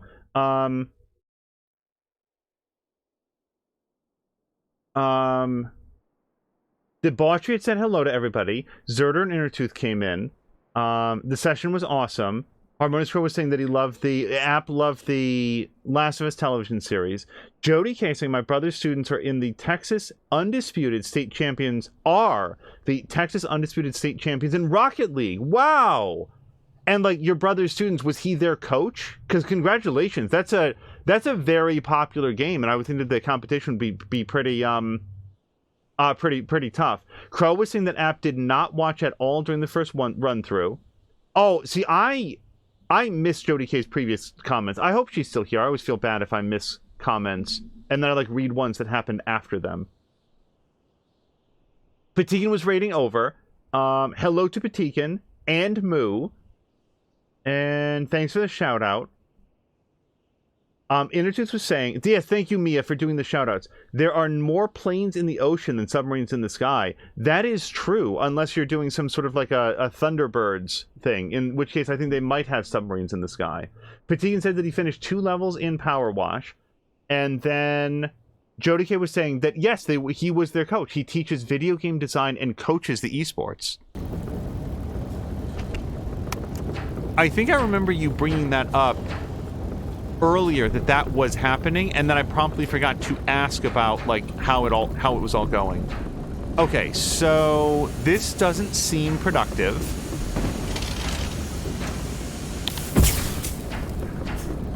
I think we're just gonna have to let that stop. Let's do 2 things. First of all, I'm gonna turn off the goo sucker, and secondly, I don't get the sense that there's any wind. Right. So maybe we'll have to just get out and pull.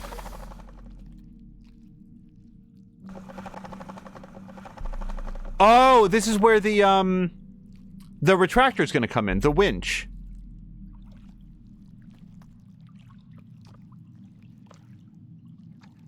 Now we're suddenly playing... Whoops, I went too far. Now we're suddenly playing, SnowRunner. Except it's, Muck Escaper. Mia is quoting, I'm gonna turn off the goo sucker, and then said no man ever.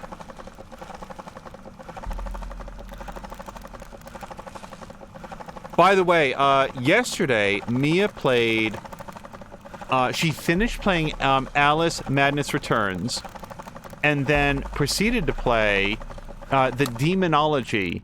Okay, hold on. Now, this might roll backwards. So what I want to do is... Let me put on the brake.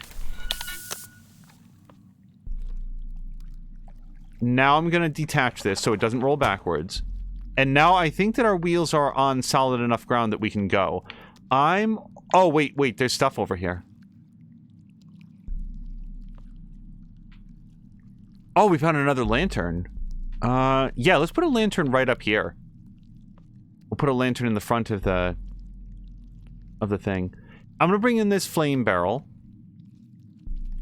And then we'll grab this. Now, we know that this white crate will give us some fuel. I am increasingly curious if the flame barrels will give us... Oh, hold on, let me put this hard candy away. I am increasingly curious if the flame barrels will give us...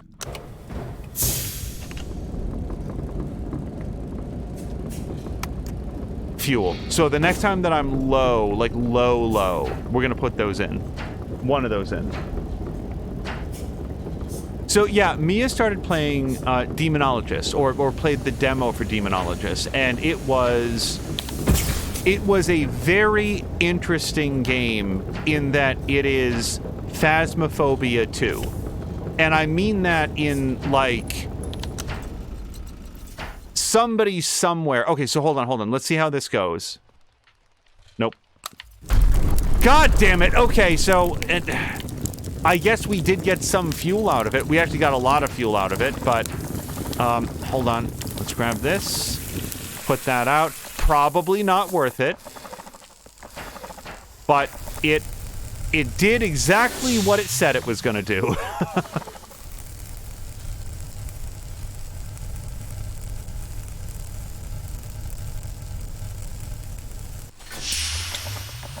Okay. Yes, now we can go. I have to believe that somebody somewhere had a conversation with a lawyer, and that lawyer told them, look, you can't copyright or trademark game mechanics. Like, Parker Brothers cannot put a monopoly on rolling dice.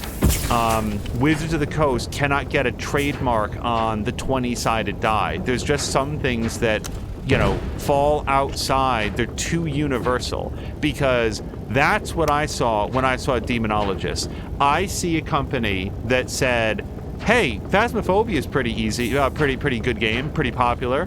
I bet we could do that. let's just do that. Let's just do Phasmophobia and call it something else. And we're going to have all of their game mechanics and all of their ghosts, and we are going to have wholesale their whole idea. But because we just have all of their ideas and we don't have to spend time developing them, we can put all of our development time into putting it into Unreal Engine 5 and then adding more stuff on top of that. Because that's the thing. It is as... Stop! It is as direct a rip of... Hold on, I hear voices. 5 seconds. It is as direct a rip of another game from another development company as I've ever seen. It is not the similarities between like Ninja Gaiden and Hellblade, or not Hellblade, what was it called? Heavenly Sword, or something like that. Like, no. This is borderline a direct carbon copy of every game mechanic that exists in Phasmophobia, transplanted into a more advanced engine with a better graphical presentation, more customization, and more ways to spend your money. I feel like Demonology is Fortnite to what was it? PUBG's Battle Royale. Like I think that it is the new kid on the block that stands to gain from all of the development effort that went into the development of its predecessor, and now it kind of gets to come along, learn from a lot of those lessons, and just start off on second base. And that's how I feel about it. Now, as I say all of that, I'm not saying any of that as a negative. I think that Demonology has... Oh, hold on. There's another crate here. I think Demonology looks like a tremendously promising product. And I'm not here to say that anybody, including me, should go with a somewhat more primitive product simply because it is the one that came first. I'm just saying it did, in fact, come first. And I don't see any way to look at the game that Demonologist is and not say, oh, this is just Phasmophobia 2. But made by a different company that came along and said, why don't we just completely eat your lunch on this?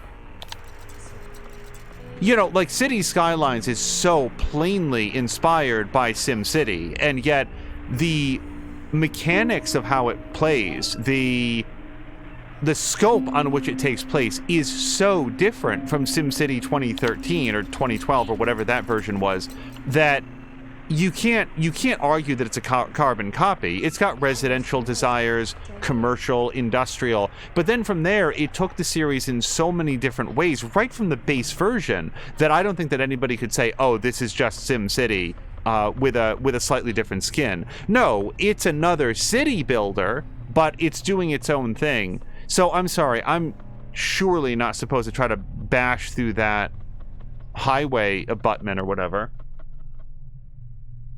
Jody Casing, even Edge Studios has a limit on what they can control about their Genesis dice. Someone can't make and sell them, but they can take commissions and get paid for that. Someone was passing out samples at Gamer Nation Con with their card, and the head of Edge's RPG department was the guest speaker. But those dice haven't been made in a couple years because of some mistakes on Edge's end. Hopefully they'll be back soon.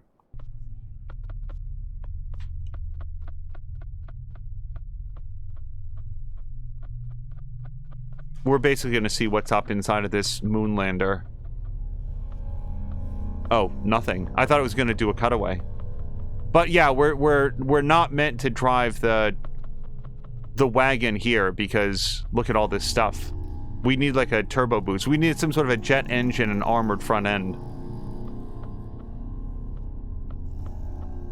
Oh, this doesn't tilt down. I thought it was going to do a seesaw.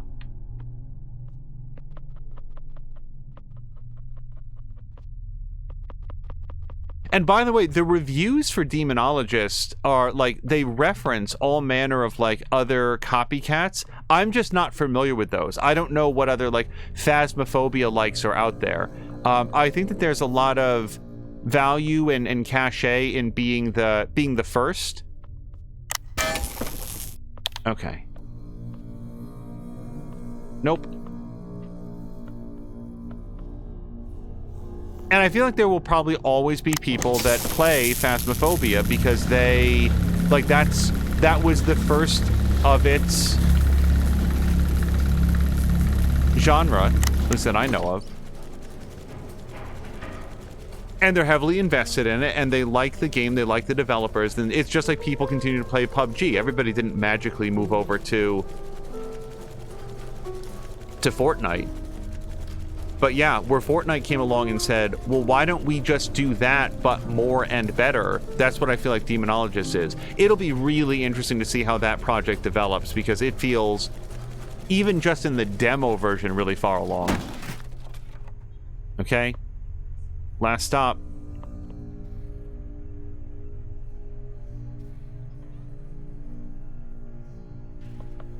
I don't know how this was helpful.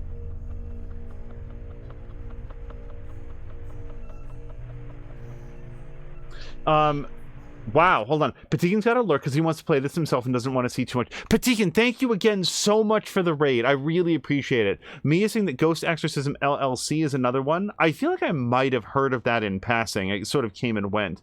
Do you know, says Mia, wearing a beard would be incredibly intriguing. Also, because Mia was saying, speaking of Gamer Nation Con, I'm considering figuring out a way to do a permanent cosplay, so I... And then I missed the rest of it. So I... Where was this comment made? Hold on. I'm going to continue here in chat. So I... can attend next year, possibly. And that was when Patikin said that it was time to lurk. And now I need to not have it paused. Jody K saying there's a big thing there about respecting people's stance on photos and sharing those. Some badges require you to post a photo of you playing a game with your new person and host. Some badges require you to post a photo of you playing a game with a new person / podcast host with permission. Like the ID badges that you get in there, hold on. Oh, I don't know why this is spinning, but I'm glad that it is. Hopefully we can drive our wagon through now.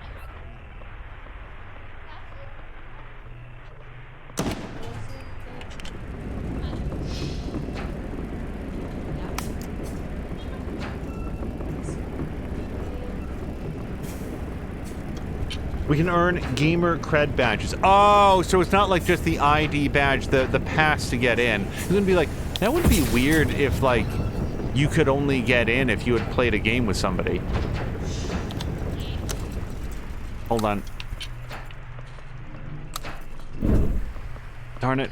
I'm trying to, like, top off the fuel.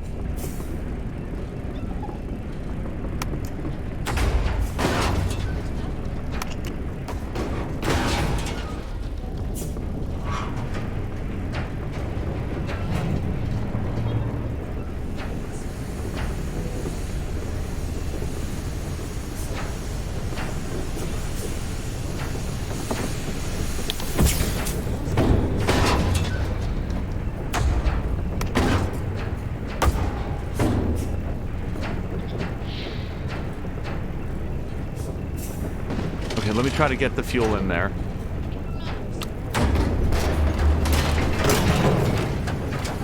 Keep going. Battering ram.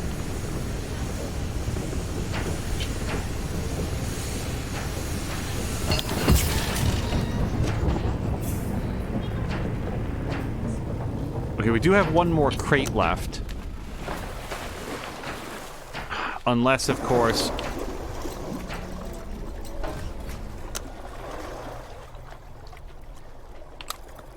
Okay, well, I accidentally coasted to a stop at exactly the right place. Grumpy is saying that Moo is being mean again. Nobody believes him, but she is. And Mia is asking straight up, what did you do, Grumpy?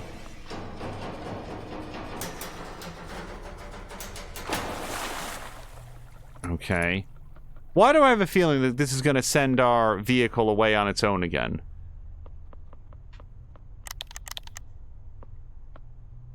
Oh, it's like a paddle boat. Oh, that's really cool. I don't know why this invention exists in this universe, but that's very neat. Oh, Jody K is saying that she shared a photo of her badge, or badges, most of hers, in the sandbox under General. Did that just happen, or was that like back when Gamer Nation Con happened? Because unfortunately, well, not unfortunately, just so that people know, I am on Discord very, very sparingly, and I'm always concerned that people are going to be concerned that I'm like not paying attention to them when in fact I just don't see it. I should check Discord more often than I do. And Jody K just did it. Awesome. I will go take a look at that.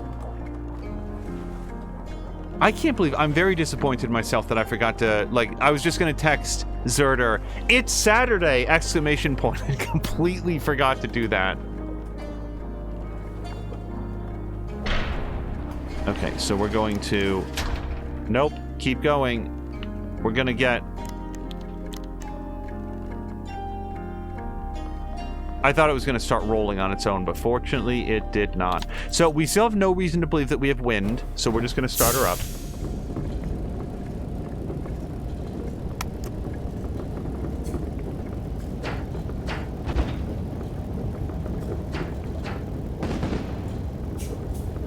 I am really impressed by the fact that we've got sort of this 2D game world, and it feels like it somehow feels like our goal has been go from left to right, and yet it still feels like we are exploring, and we keep seeing all of these new things. Okay, stop.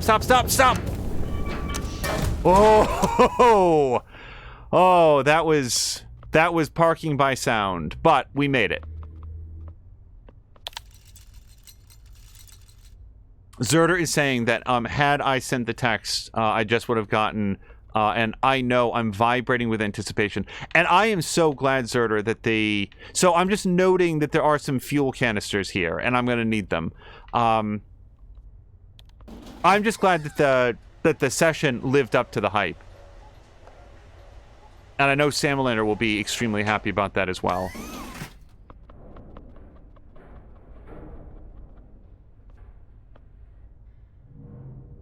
Okay. So this is another thing where, like I was saying to Mia, like I'll stop and like I'll look to see like what's available. So this, by the way, like this button right here, not available. So now I know that one of these buttons has to unlock that one. But I don't. Oh, and I can't even hit those. So yeah, I really just got the one option.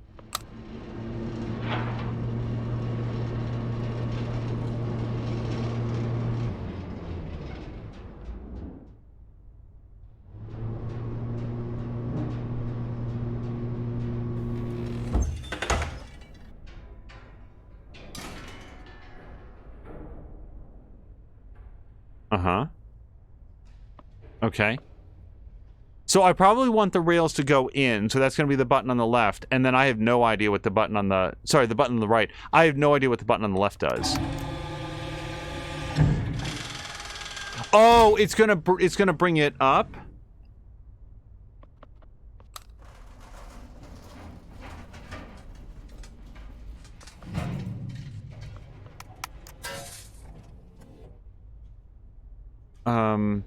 Okay, that did not work the way that I expected.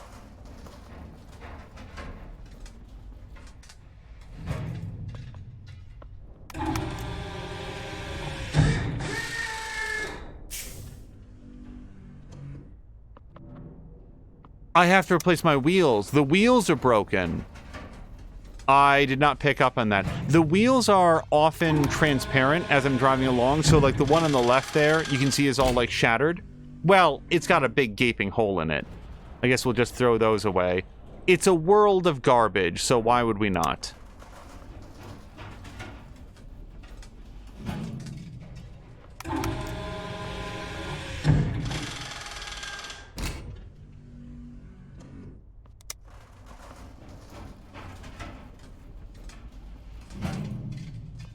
All right, fresh, clean, brand new wheels.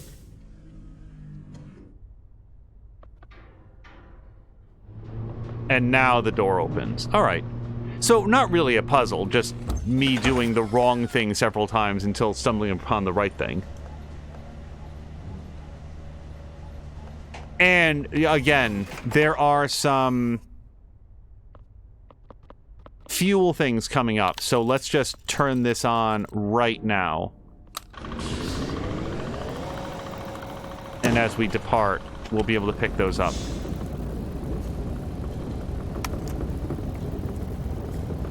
Actually, the barrels don't explode when they get picked up, do they?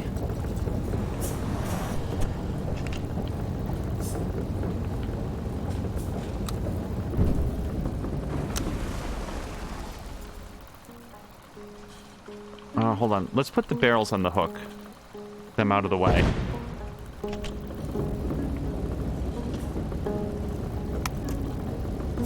Boy, what a weird little game. Like, when I say little, I don't mean that in a negative way. Just like, where did this idea come from? You know what we don't have enough of? Side-scrolling vehicle maintenance. Oh, my energy thing got like a big boost, it looks like. Why is it all fancy? We've got a flux capacitor built onto it now. Hello to Lady B! Wow, today is Lady B Day. And Caroluna. Caroluna, I hope that the rest of your SnowRunner stream went well. I was very glad to get to watch you stream for a while. Oh, hold on. Yeah, we are empty, so we're gonna grab one of these, throw that in there. Oh, and look at this. This is great timing.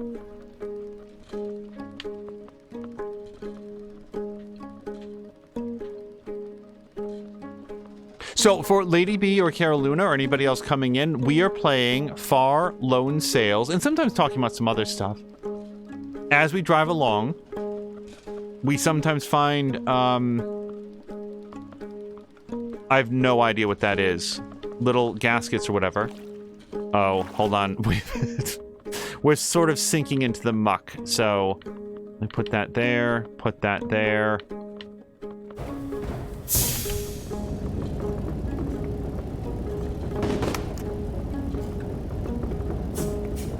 Okay, yeah, let's definitely grab that lantern, though. We'll use our cargo sucker.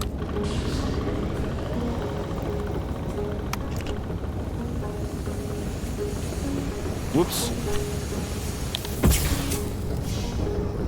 Caroluna, you know lots of games. Are you aware of a Commodore 64 game about, like, getting into a hot air balloon? I wish I could remember more about it. I remember having the, like, my parents had the manual. It was sort of like in a 3-ring binder. Stop. Okay, I may need to go slightly further ahead. Okay, that's as far as we go for sure. Okay, we're gonna put on the parking brake. Lady V just spent a few hours playing Burnout Paradise Remastered. Oh, that's so cool. Caroluna is saying that he'll be watching the VOD to Zerter. And then Caroluna is saying, do I? Not off the top of my head. Yeah, it's a deep cut. It's a game that, like, my family had on the Commodore 64, and I cannot for the life of me remember the exact name of the game. And I've been trying to think of it for, like, not a short amount of time.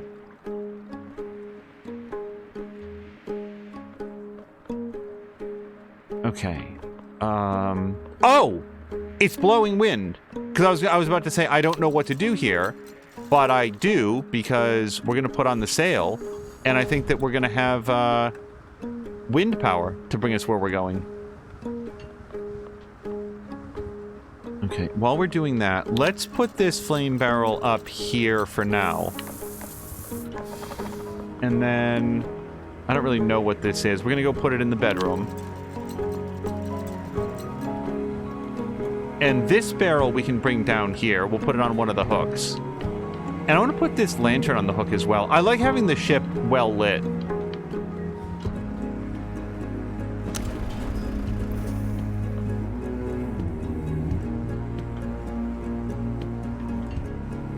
Harmonious Crow is saying Crazy Balloon is an old game for the C64, where you're Nathan Wigglesworth, Flyer Supreme.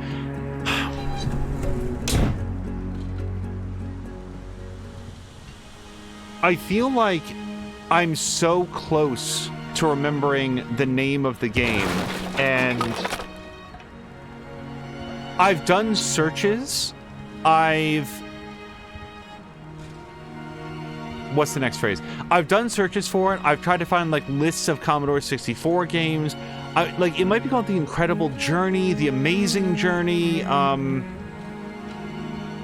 would recognize it if I saw a screenshot of it, but I've not been able to find it so far. And I want to note, this is like a point of curiosity for me. It's not like, oh man, if only I could play that game again, I would be able to die a happy man. No, I'm just like, man, I used to love that game when I was a little kid. I used to play Donald Duck's Playground. I used to play Boulder Dash. I used to play Jumpman. I remember that was a favorite. Oh, Space Taxi. Like, I could remember Space Taxi. If you go on YouTube, there's like, you know, a full playthrough that somebody put up there. I was like, man, this guy is really good at Space Taxi, because you know. Also, did one of the balls get into the energy tank? Kind of looks like it did.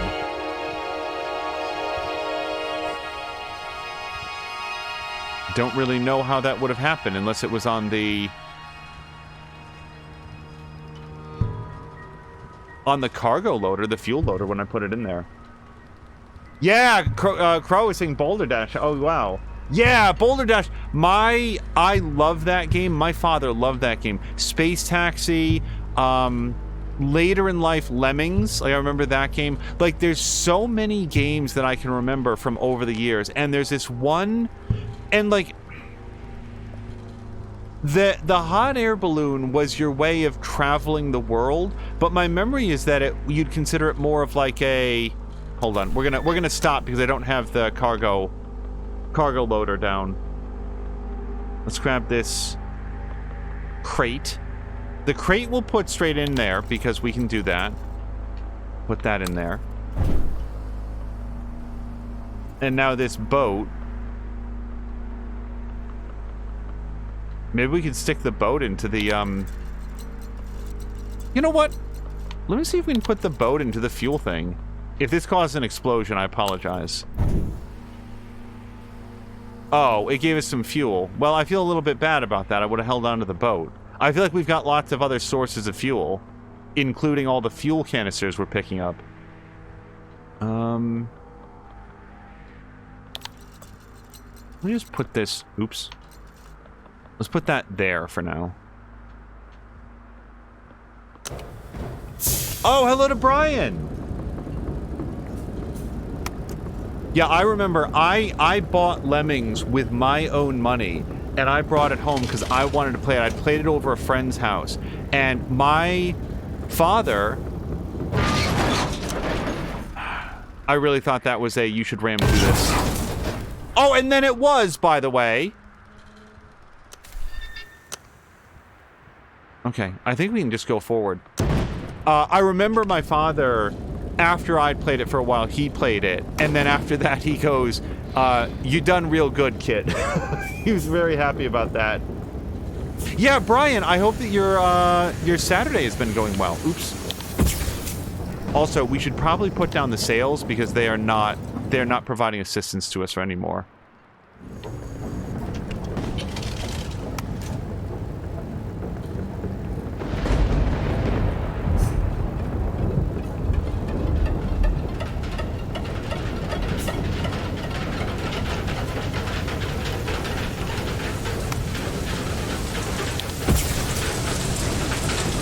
Should I stop here?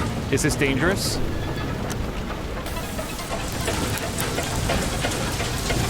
Hold on, I want this fuel. Oh, it's very dangerous.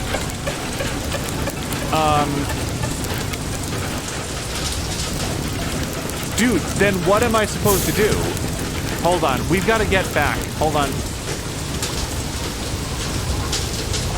I've got to... Shit. Come on, come back. Come back!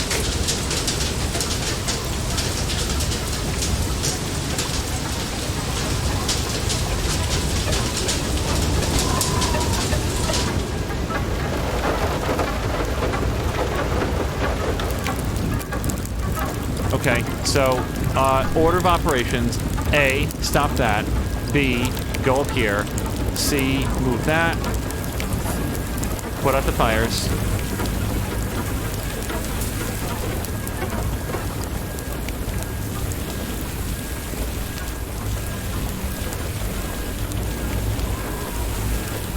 Okay, and now we got to get upstairs.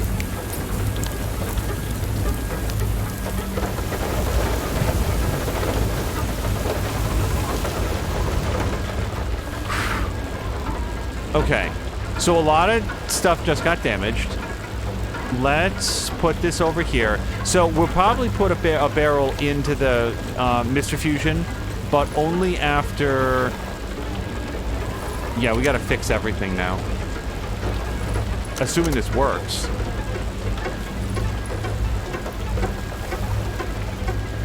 Oh, I think we're out of energy, so I don't think that the repair tool works. Okay.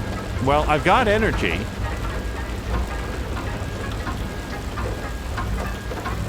I'm halfway... You know what? I'm halfway tempted to put a flame canister in there.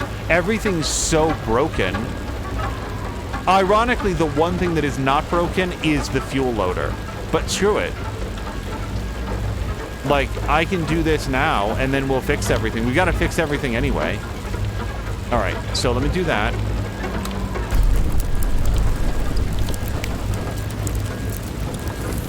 Oh, and look at that. We didn't even... Yeah, so it did a chunk of damage, but... We're good.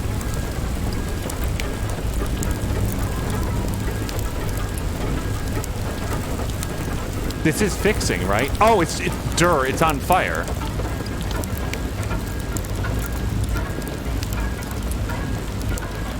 I'm sitting here holding a welding torch up to a fire and wondering why it's not going out. Okay. New try.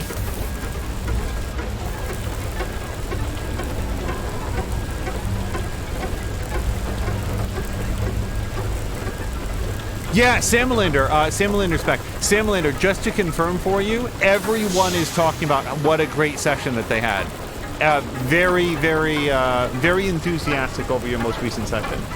Jody K says, God bless you. Also, I noticed that the storm is not abating, so I guess we just live here off of hailstones that we consume.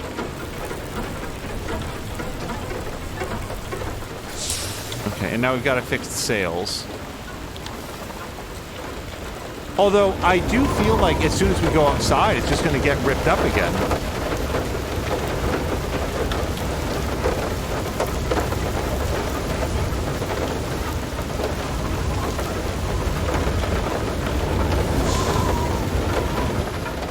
Okay.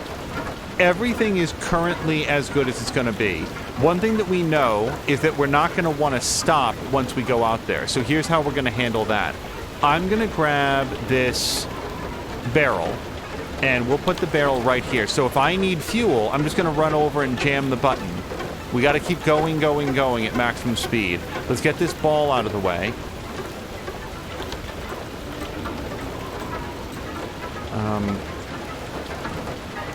There we go. And as for this other barrel, I guess let's put the barrel right there so that it's close by. I don't want to take down the lantern. I just don't. Okay. Hold on. I'm going to get a drink really quick.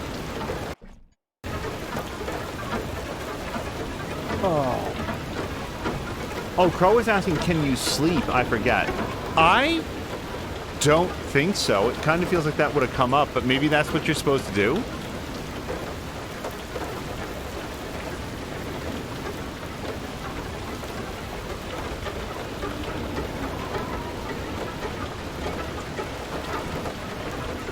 Okay.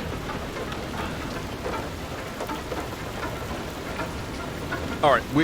I'll tell you what, Crow, if this winds up getting me dead, then I'll try to sleep. We're gonna give this a shot, because I feel like the game really should have told me if it was possible to sleep and spend time. Okay. Here we go. Maximum speed.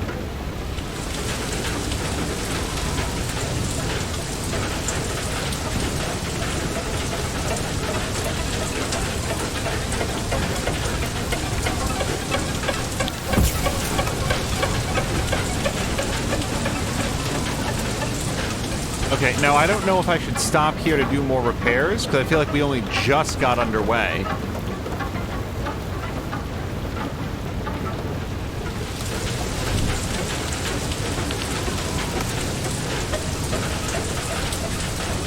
And the thing with stopping is that you lose all of your steam momentum. Oh, hold on. Okay. Not cool. Oh, we made it past the storm. I mean, there was some casualties to the equipment, but that could have gone way worse. In fact, it did go way worse. What am I saying? All right, we'll put that there. Okay, I'm gonna take this opportunity to fix what can be fixed. I don't really know where to put this. Oh, look, a ball from heaven. Thanks, God.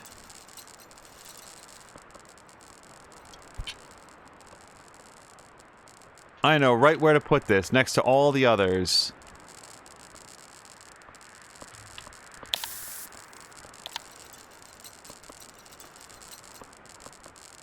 Okay, hold on. Let me take my flower. Okay. Before anything else happens, like, we took some pretty good damage there. We're gonna get things fixed up. No, stop going.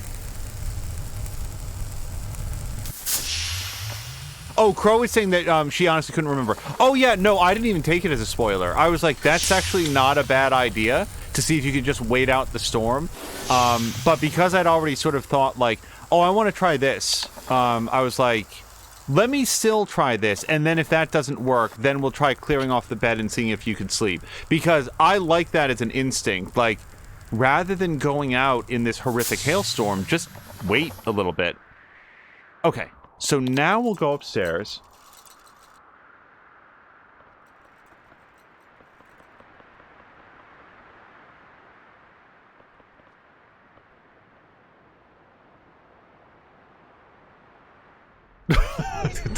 I guess this is what we're doing now.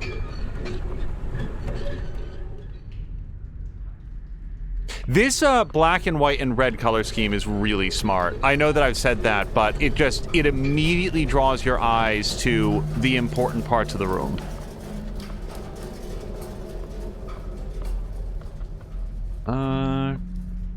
Well, let me see what this is. It looks like it's probably a drawstring of some kind.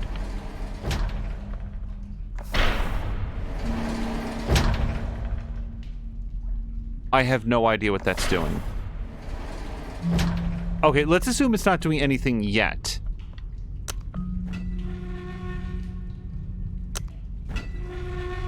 It's also not doing very much yet. Can I drag this? Oh, well, I can push it. Let me push this back. I feel like it's too short to be able to get to the button up there. Hold on. I feel like my head is hitting something right there. Oh! So this gray thing I thought this was foreground. I didn't realize it was something that I could jump onto.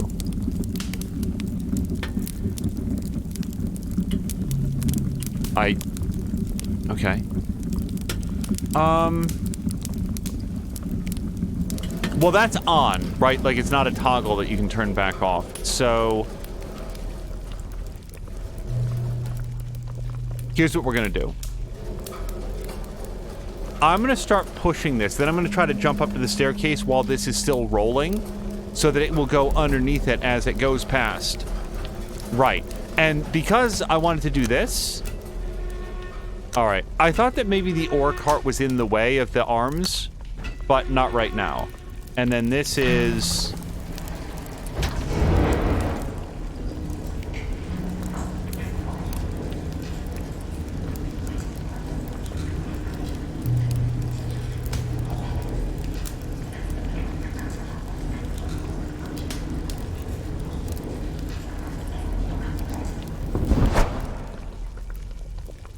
Okay, for a second I thought that I was accidentally, like, really smart, and I pushed that in front of, like, the sluice way so that would come down, but it hasn't yet. So now I assume this button does something.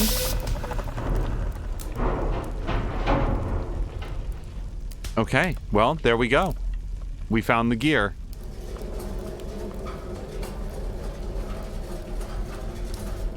Zerder is off. Have a great rest of the night. Zerder, thank you so much for hanging out. I hope that you have a great rest of your evening. And again, congrats on having the great D&D session.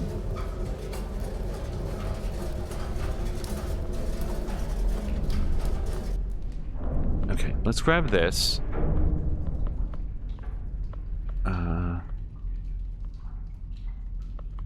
So I'm gonna hold on. I'm going to assume this is an elevator, so I'm going to put the barrel on here as well. Right. This is broken, because you need to have another flywheel on it.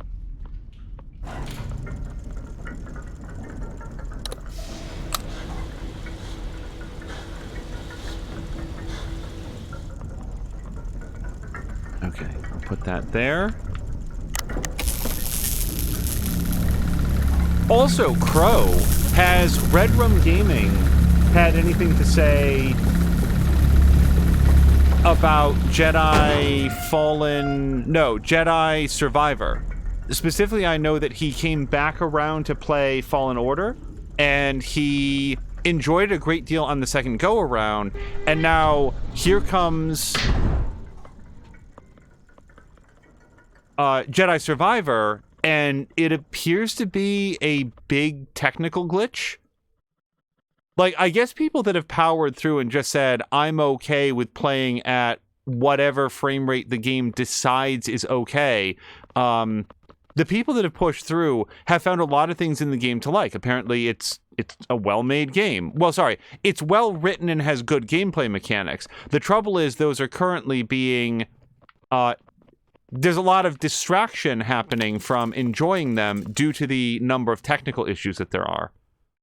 And I would only ask, like, what he thinks of it, or I mean, what you or anybody else thinks of it. I just know that he had just recently played it. And meanwhile, I'm over here feeling like I'm accidentally pretty smart about it. I was like, you know what? I love that original game, but I also played it a bit after it had come out. And I know that it had a few issues, especially on PC when it first came out. So I have so many other things to play. I can wait, you know. I can probably get it at a pretty good price a, you know, few weeks or a month or two down the road when I'm more ready to play it. And instead, you know, jump in and do some games like this. And then the game comes out and it's just like a big mess, apparently. Crow says that he'll be playing it on PS5, so it's not a problem. And the developers are currently working on the issue, sending out fixes right now. She's going to wait and might even play the first one again. Yeah, I had a real good time with that first game. That was the first game that we played of that year. Was that 2020? I think it was. I think that was the first game that I played after hitting the affiliate button.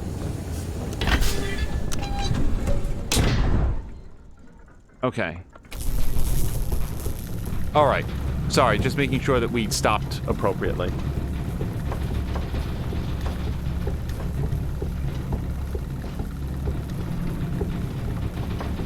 I've heard, by the way, that just as you say, Crow, the PS5 version is really good.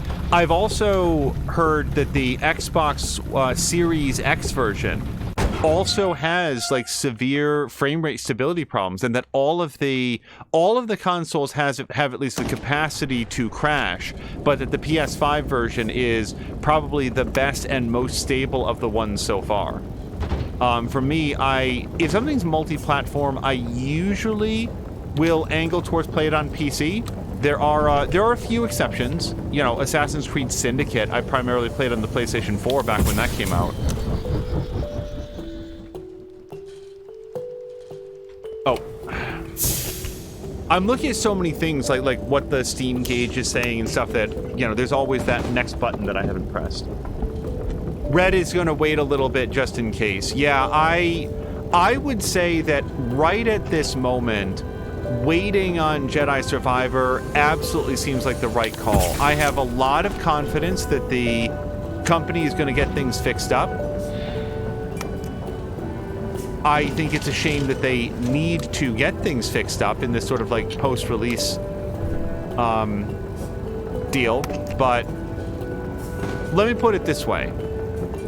If you, like me, once upon a time bought Dawn of War 3, a real-time strategy game on PC, and then had Relic, the developer, say, yeah, this game really hasn't lived up to our standards, so we're just not going to patch it anymore. We're not going to put any effort into it or anything. It really hasn't found the audience that we wanted, so thank you all for buying the game, and we hope to see you again for Company of Heroes someday. And then they just severed support for it. So I would say that in a world where that can happen, and also you can have Respawn buckle down and fix all the problems with Jedi Survivor, which I think they're going to do, I'd rather do the Respawn way, personally. Oh, hold on, Mia said something, but I'm worried about smacking into something. So I want to keep one eye on the road here.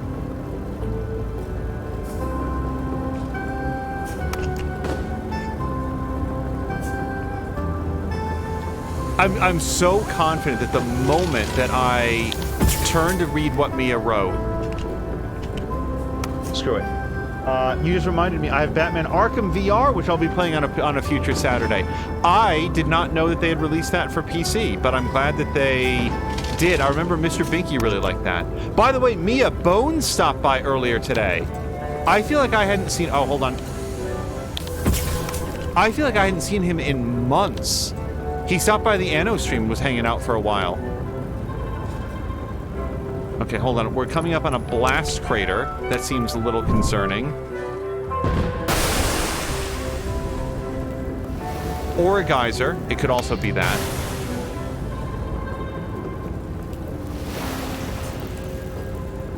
I can't tell. Our flag is blowing forward, but I feel like it usually is. Let me just put this up just in case. Oh, okay. I'm really burning a lot of fuel. Oops.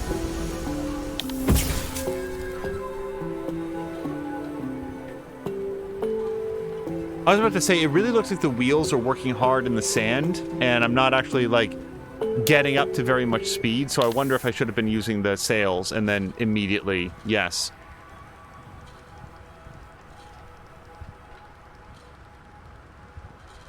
Oh, wow, straight from desert to snow. Killing this thing sounds like a way to really make people want to buy their next game. Yeah, and I'm like... I'm right in there. Like, I bought... This was back, you know, this was an early streaming adventure for me. I bought Dawn of War 3, because I loved Dawn of War 2. Like, I played so much Dawn of War 2. Single player, the expansion, multiplayer. I met so many people playing multiplayer in that game. And then the Last Stand DLC, and then they said, wow, Dawn of War 3, Warhammer 40k, here we go, stop. I want to get that widget. So I bought the game, and I installed it, and I went live on Steam, and I thought to myself, this is going to be great. Like, I don't know how to play this game. I'm going to play it live on stream, and, you know, I'm not going to be very good at it, but then I'll, you know, jump into the campaign or something. And inside of that first episode was like, oh, I really don't like this. Like this is not well made, and the AI seems pretty poor, pretty frustrating. I don't like the structure of the game. It feels like they took a lot of things out of the first game, and I played it like a couple more times in like this really earnest attempt to engage with it, and was like, no, this is just bad. And so I was like, okay, let me set it aside, and I will check it out again later. Maybe they'll patch it up and they'll fix up some stuff. And Relic just like, no, we're just terminating support for it. And I was like, oh, okay. And guess what I haven't bought since then? Like, Company of Heroes 3. I'm not here to inveigh against the company and say, but like, you burn me on something like that once, I'll wait for your... Okay, hold on. I will wait for your next game to be on, like, on a pretty good sale and with pretty good reviews. Like, it's not a boycott, it's me learning from that mistake. I trusted them to put out a game that was in line with the quality of their other products.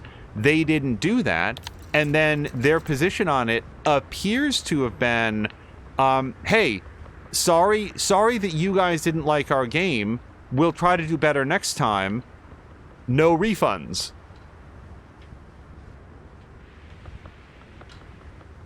And that, I will say, was also, like, kind of a rare miss for them. Like, they've done Company of Heroes, and Dawn of War, and Dawn of War 2, and Company of Heroes 2, and I haven't played that last one, even though I own it. That was, like, before this whole, like, Dawn of War 3 thing.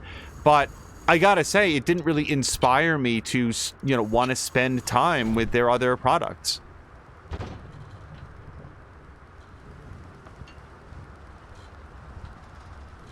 Carolyn is saying the world needs to know about asshole companies like that. Yeah, it's not a good look. And that's why, like, I too would like to live in a world where everything is just 100% solid from the day that it comes out, or the problems are minor, like minor balance issues and stuff. Since we no longer live in that world, and believe me, I'm keeping one eye on the road here. Since that is no longer the world that we live in, let's acknowledge that the companies that do fix their problems... This is fine.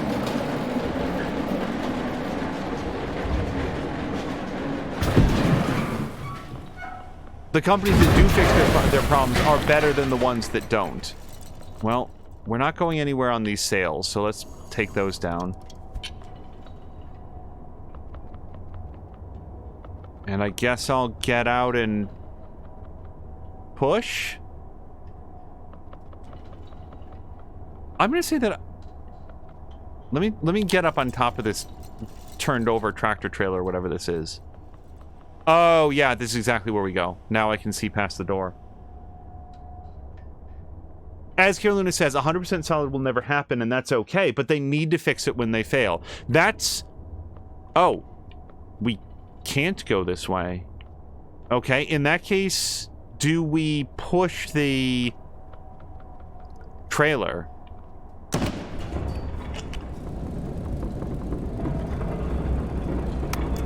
Oh, hold on. There's a crate down there. Shoot. I really should have gotten out and gotten it. I would have had plenty of time.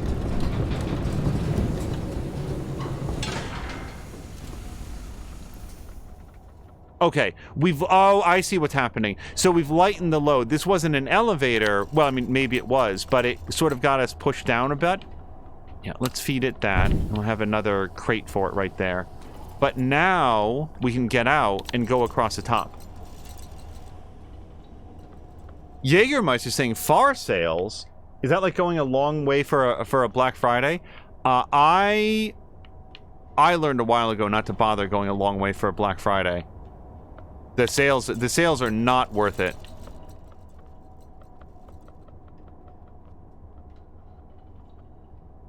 Huh.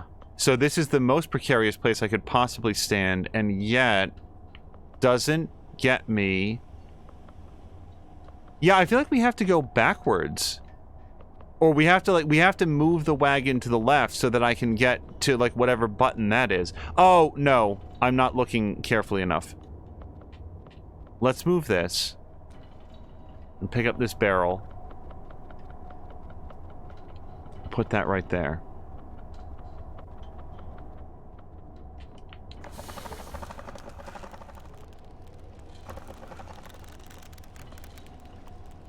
Okay. Now we can get to that turny wheel.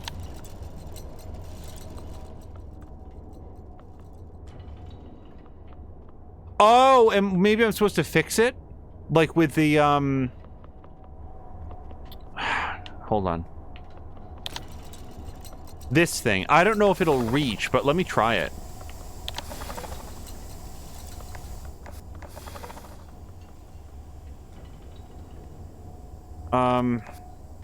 I don't feel like that's working. I might be too far back.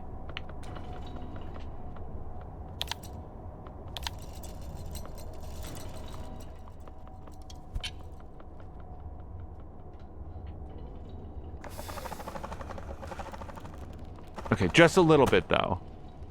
Yeah, right there. Okay, let me try this. I feel like the game has taught me that if I hold this welding torch up to things, then they get fixed.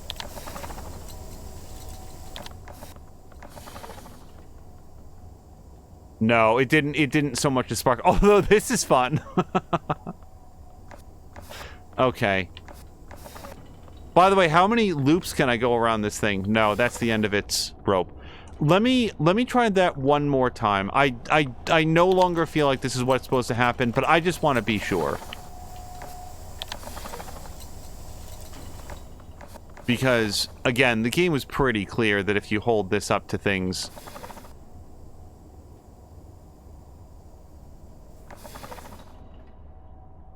Oh, no! It's not sparking! That's water coming down!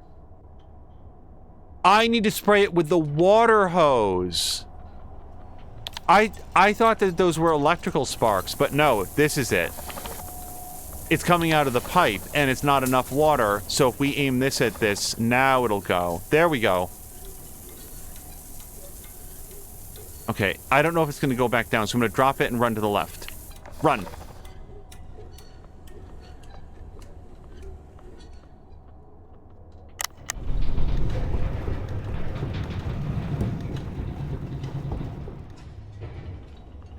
Okay, now... Oh, hello to Takarosh! Who wants to stand in line for 6 hours in the freezing cold just for a TV set? I feel like Black Friday appeals heavily to people who... I don't know why this fell, by the way. I feel like Black Friday is very appealing to people who feel like not only did they personally get a good deal, but they got a good deal that maybe some other people didn't get. Like, they beat the system, they beat the crowds. And that's fine, you know, if they get the thing that they want at a great price and they, you know, it's a nice gift that they either share with their own family or with friends, you know, family, you know, other family members. That's all cool. Like, I'm not here to say don't go out on Black Friday. I'm saying that for me personally, it's like, nah, man, I'm good. I'd rather do other things with that time. Also, Takarosh is teddy bearing into chat. He did not specify if his hair arrived several moments before he did. That is in reference to... Oh, sorry, hold on.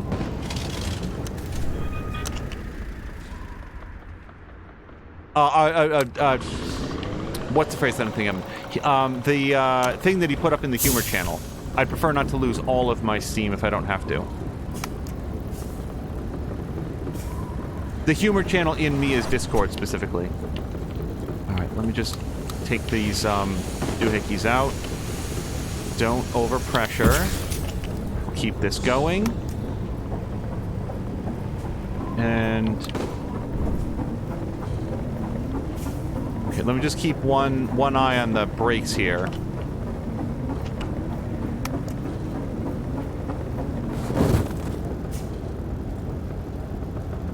I wonder how many things I'm not seeing as I sort of like blitz past them, because a lot of times my attention is focused on the mechanisms inside the wagon. I'm about to run out of fuel. Let me see if I can get this. Yeah, there we go. All of our momentum is killed.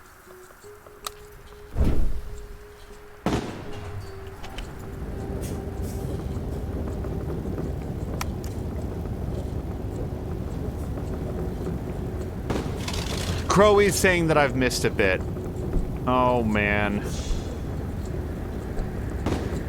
Also, it's just now occurring to me that it is actually, like, making the wind sound, so I probably could be finding a more environmentally friendly way to be traveling. Even as we come up... Nope.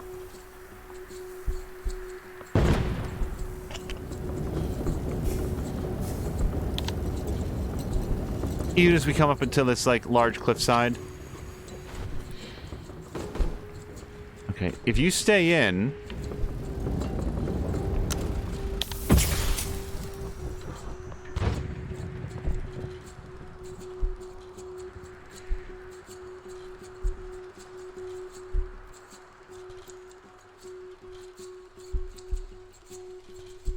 No, okay, yeah, so the sails are not currently functioning.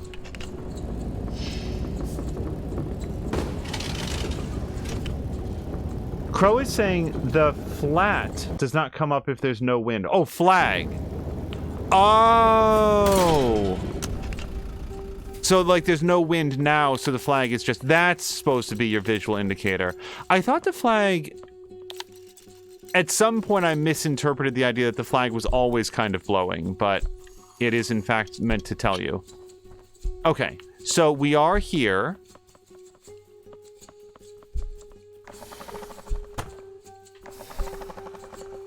We can attach that. I don't know why I want to yet, but...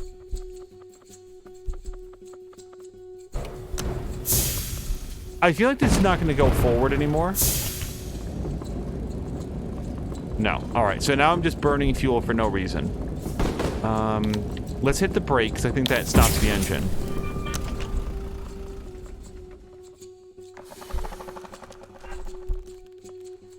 So there's only one other thing. Well, no, I could jump up and past it, couldn't I? Okay, I'm not going to win any strongman competitions. Here's what we'll do. Rather than use fuel to go forward again, I'm going to hit the winch. And now I'll go up and over.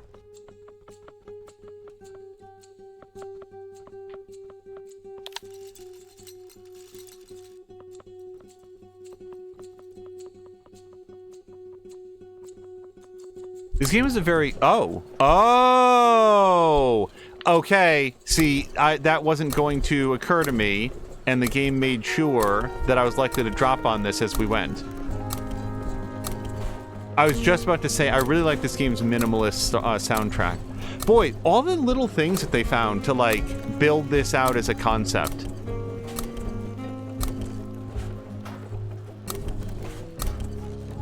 I'm gonna assume, you know, the sort of, like, hand crank rail vehicles. I have no idea what they're called, but I'm assuming that this works like that, where I need to, like, jump up and down on this. By the way, Crow, I rarely say anything in Red Rum Gaming's channel, but I try to be in there and lurk whenever I can. He's a great comfort on the days that I'm sort of, like, at work, and sometimes Patikin isn't on yet. Oh, hold on. We've got something happening here. Oh, I thought that was a pick-upable. You know, Patikin or Caroluna won't be around.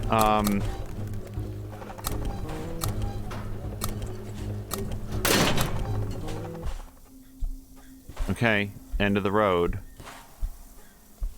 I guess I can go past this now.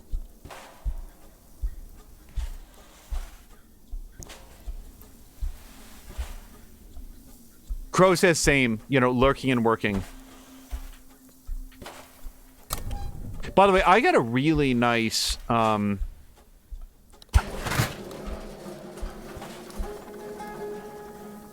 don't know why that happened.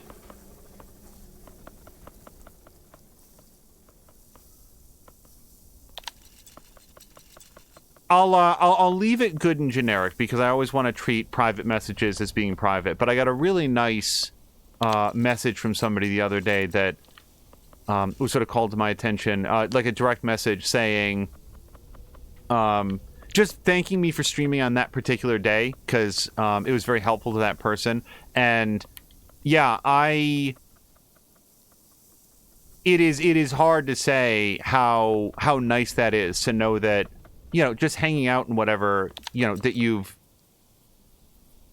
brightened somebody's day, given them a distraction from whatever was on their mind, help them get through the workday, because there's so many streamers and so many like times that is very true for me. Let me put it this way. I remember, this is a story, gosh, more than a decade old. I had a brand new job, and it was not one that I felt very prepared for, and it was not an environment that I thought was a very constructive or professional one, and I was not feeling good. And one thing that really helped me through some lunch hours and feeling like not too good about the situation. Whoops. Oh, hold on. No! Get it! Shit! Stop! There was a crate. I really thought that I could get there before we went past, but I just hit the steam thing. Fortunately, we didn't go too far. What I did was on my lunch break, and it was that job and actually the one that followed it. On my lunch breaks, I would go and on my phone, I would watch episodes of Super Replay from Game Informer, and this was rather a long while before I started streaming here, and it was realizing all of the sorry. The flag is blowing. It was rather a long ways. It was learning and recognizing how much I enjoyed and benefited from like just watching other people hanging out and having fun. There was like, man, I want to have a part of that. Like I want to do that. It was the chance to do the Extra Life marathon. And for that reason, anytime somebody like contacts me or says in chat or whatever and just says, you know, hey, thanks for the stream. Like, it really took my mind off of things. It was really fun. I remember, like, because this was a public statement. Jab said, like, at the end of Marvel Midnight Suns, like, I really like this game. Like, I really like watching this one. That's awesome. Like, I had a great time with that game as well. But knowing that viewers enjoy it, like, that is incredibly rewarding. That's all. Not every game will land with every person. Not every game fits, like, the style of like the particular streamer or appeals to their audience. By the way, I should really be up here just in case I need to stop. God damn it! I swear to God, I was looking at that, I was like, huh, that looks like it might get a little bit close. But I very foolishly was like, nah, it'll be fine. It's just foreground stuff. It'll be good. It's not so damaged that we need to worry about it. Grumpy is saying, not even 6 p.m. and he's ready for bed. Grumpy, that's how I felt yesterday. I was so wiped yesterday. I hope you get a good night's sleep. I actually did not get a super good night's sleep, but I don't know if Jägermeister's still here, because sometimes we only have him for like a few moments. Okay. Well, we rammed that and some stuff fell down, so... This morning, Jägermeister stopped by and he said that he slept really, really well because he got to play pickleball yesterday, and pickleball always makes for good... I don't really want to burn these books. Just call it like a moral decision, but if I'm going to burn something, I'd rather not have it be books. Yeah, we've got like a paint canister or something here on top that fell. Let's grab this. We can throw this in. Hold on, what is this? Yeah, it's like some suitcases. Also, we've got that crate. Okay, that's good enough. Anyway, Jägermeister was saying that he played pickleball and that helped him like get some rest. And I said this morning, like, yeah, I find that any day that I have a chance to like do a good workout, I sleep a lot better that day. And that was at Anno 1800 this morning. Immediately after Anno, when we raided over to Salamander, I had Salamander up and did my full workout while some breakfast was being cooked. And then I had a really good breakfast after that. Okay. So we can definitely go to the left.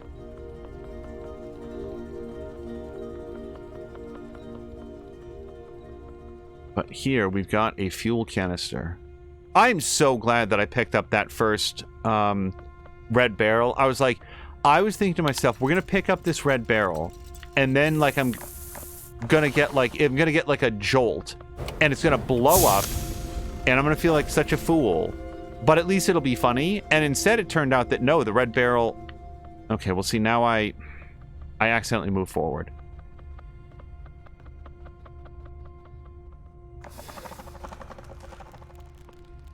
Okay, just a little bit. There we go. The red barrels are fuel, so now I feel good about picking them up.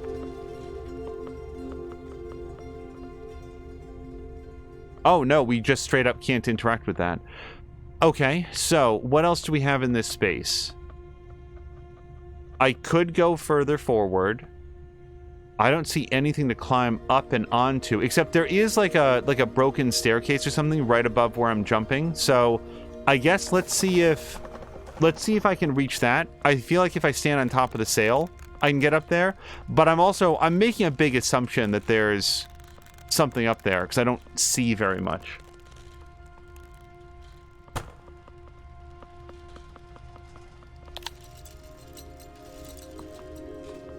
By the way, Brian, do you know when your next stream is going to be? Brian was streaming some...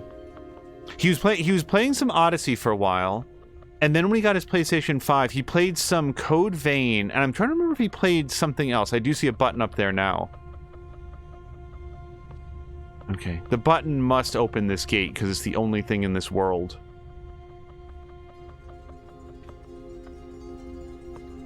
Goldie is saying, how do you function from 5 a.m. On? Practice. How do you get to Carnegie Hall? Practice.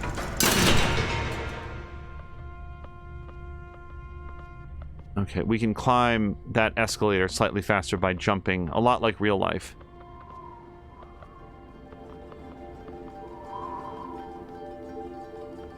Oh, look at this. I think that's Jan Henriksen. Either that or it's slightly hidden. It could be Juan if there's like a J and that's the second half of the U. But we can't go further that way. At least not right now. Oh, look, he is. Up. I have no idea what that says. So, he's very proud of this land ship. And here's the blueprints for the land ship. And here's the more primitive version of a smaller land ship, I think. And here's a fuel canister. Oh, it looks like he, or maybe I wonder if this is me, because that looks like my vehicle there.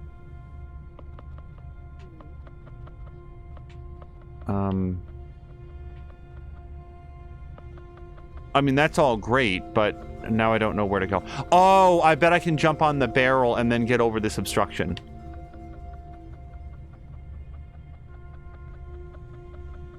I'm just saying, Jan. Or, I assume it's Jan. I know a guy in the real life who also spells their name Jan, but he does go by Jan, so that's why it was the first one that I said. But Jan would make a lot more sense depending on the part of the world. And it's always tough. It's always tough for like people like me when it's like they don't give us the... There's no spoken dialogue to tell us what the proper pronunciation is. So I am glad to know that it's Jan.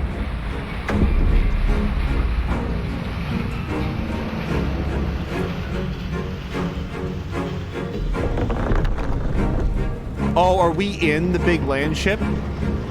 Because that's the sense I'm getting from the giant piston engine we just turned on.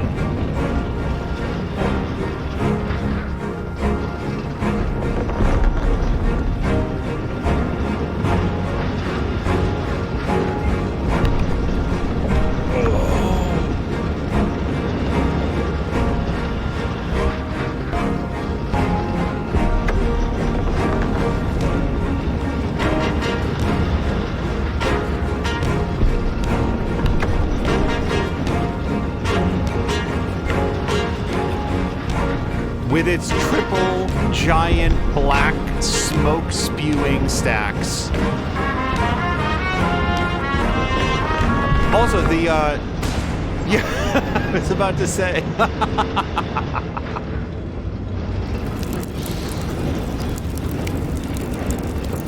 I love how the music just like cut out right there. It's perfect. Okay, well, I'm gonna put this fuel away.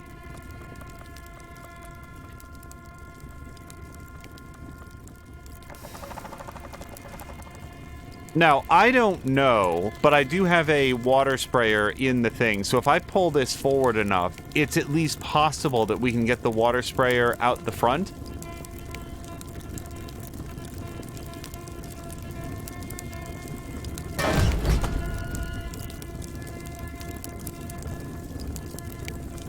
Oh. Alternatively, I could throw one of the flame barrels onto it and...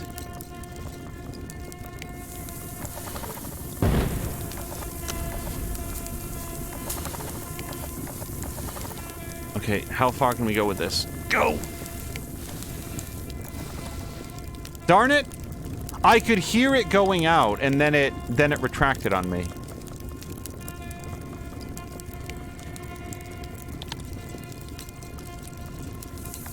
I'm gonna vote that this is still the right thing to do. Okay, when I hit the outer edge, okay. Can we...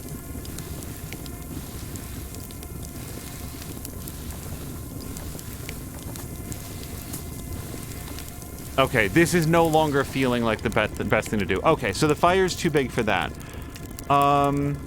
Should I just fire up the engine and see if we can go before the land ship burns down?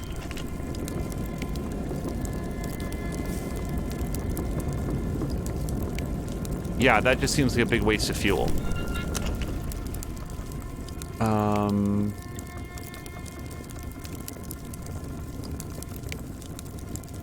So if I walk into this as a person, I feel like I'm gonna die. I feel like we have to go back up to the second floor. And I wonder if I'm supposed to bring the flame barrel, or sorry, the fuel barrel for some reason, but let's worry about that when we get up there. I can't think of any other thing to do except go back up to where we were. Possibly with that flame barrel, but we already had the flame barrel up there. Yeah, let me go look to see what we've got, and then we'll work it out.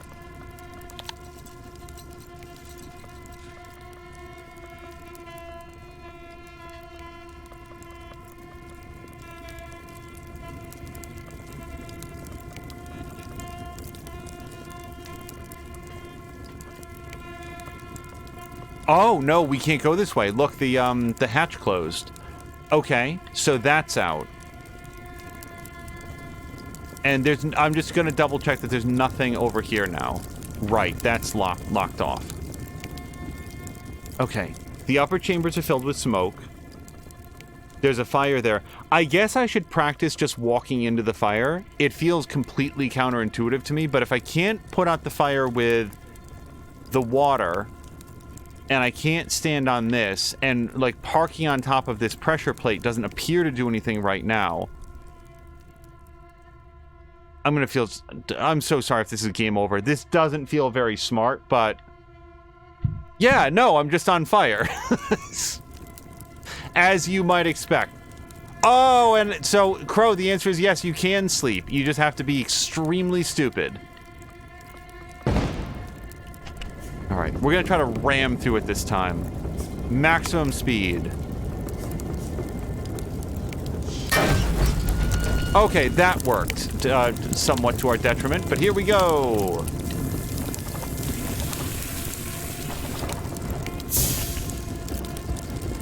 Oh, maybe now I'm close enough to use the water hose. Okay, hold on. Stop burning fuel. Like, I did notice when the, it moved a little bit. Okay, hold on. When we had bumped it earlier. But I still thought that ramming it was a questionable decision, given the, you know, general weaknesses of the craft. Carolina says, man, I switched around my main truck. It's widely known to be among, if not the most unstable trucks in all of SnowRunner in the configuration I'm using, but it's so fun to drive.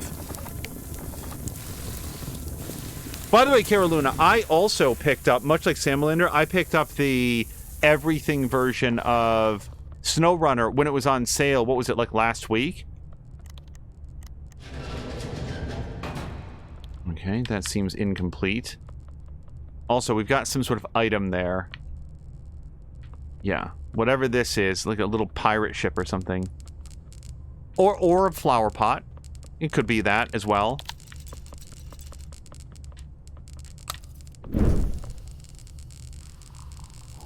Oh, wow, flowers are pretty good energy. Oh, we don't know what to do with this information. Because I just thought there's a hook on this, so I can attach the winch to it, but why would I want to do that? I can only drag it backwards.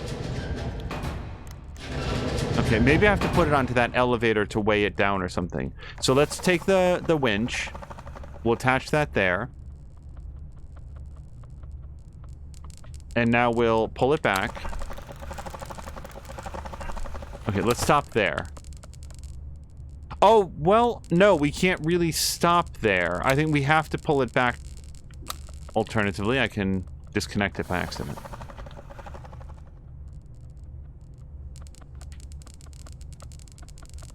Similar is like, Angel gets a pretty... Oh, okay. No, we can't do that. All right, so I'm going to go up and over the top, and that way we can get over there. Carolyn is asking if I will be streaming it too. Well, I think my general answer is if people want to see it. What I'm not sure of is exactly when that might happen, because there's so many great things to stream at the moment. But I usually like to stream whatever it is that I happen to be playing, because that way...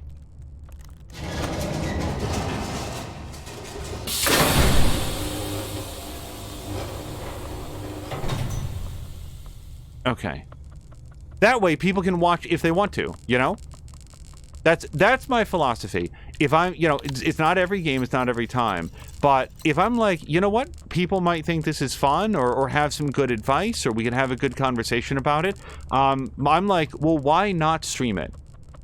I remember years ago, the conversation that I had with HW is like, because he had like taken this stance, at least at the time, about like, well, why would people want to watch somebody else play a game? Like, what do they get out of it? And it was like, well, I like watching games because it's fun to see people work out the puzzles or succeed at a combat challenge. A lot of times it's about like what they're talking about and other members of their community. Like, there's all sorts of stuff that you can, you know, there's all sorts of entertainment value. Like I was about to say, there's all sorts of things that you can get out of it, but I do feel like it's very mutual. Like, the streamer gets to enjoy a game and enjoy the company of other people, and the viewers get to also, you know, get that same thing, basically. So it sort of goes both ways.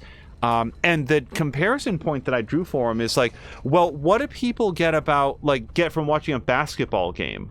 Like, what's so great about watching other people that are good at basketball playing basketball? And now imagine if the people who were playing basketball said, like, other people like, hey, we really want to watch you guys play basketball because it's fun.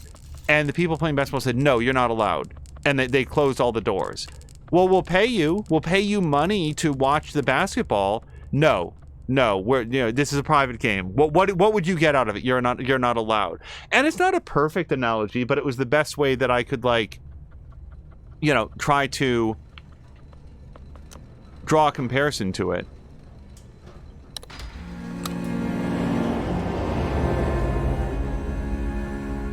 Oh, I think our sad ad is starting to trundle again. Yep, here we go. Mia's saying that she's glad that she had the conversation many, many times before decided to suck it up and start streaming. Mia, I think I can speak for everybody when I say that we are also extremely glad that you did that as well.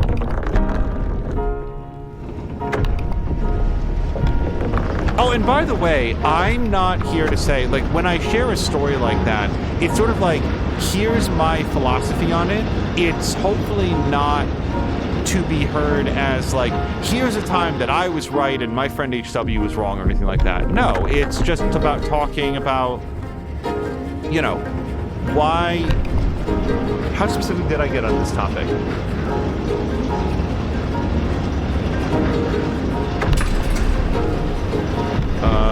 Is that good? Oh, now I can go downstairs. Because we're running out of fuel on this AT-AT, so we want to do something with it. Sorry, just 1 second. I want to go back up. I'd missed some of the other stuff that was said, because I was paying attention to all the mechanism. Sam Leonard saying, yes, I want to see Angel drive Sleepy Trucks. I will say this, like, I did try some Mud Runner and a little bit of Snow Runner earlier, and I'm, like, super bad at it. Among other things, I don't know how you're supposed to remember which roads are and are not passable with different trucks. Like, I desperately want, like, the ability to, like, make notations on the map. Like, oh, very muddy here. Not for big trucks. Crow is saying, I'm nervous to do it as well, which I think is referring to streaming, although Harmonious Crow does herself stream, I believe. Also because to stop all the time to move Azzy and take care of her outside, and also because of very loud birds. Not sure people want to hear that. Crow, I firmly believe that people should stream as much or as little as they personally see fit. That said, I think that people should... Like, I cannot pick up this crate, by the way. If people don't like hearing the very loud birds, they can choose not to watch that stream if they want. And I think that you will find, on the whole, that people are, like, largely oblivious to the birds, and that they enjoy your company and enjoy having you stream. So... I mean, the best idea I have at this moment, yeah, involves pushing this over. Wow, apparently it's a little icy down here. Going back upstairs and getting the tether, except I don't think the tether can reach this far.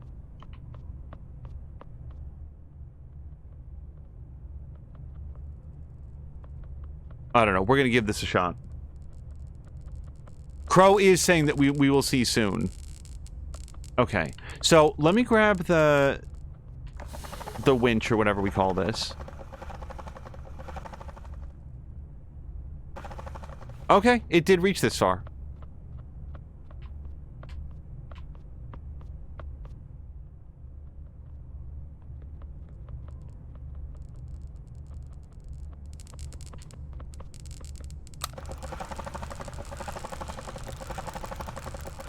Now, my plan is to drag it all the way into that energy loader that we see there. Yep, here it comes.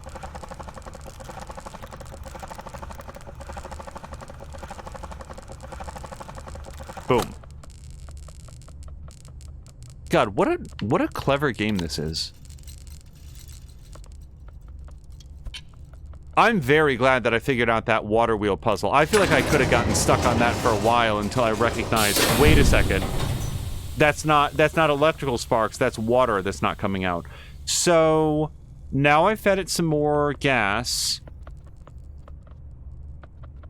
I feel like the game has only just recently communicated to me... Oh, is this the go button? I think that it is.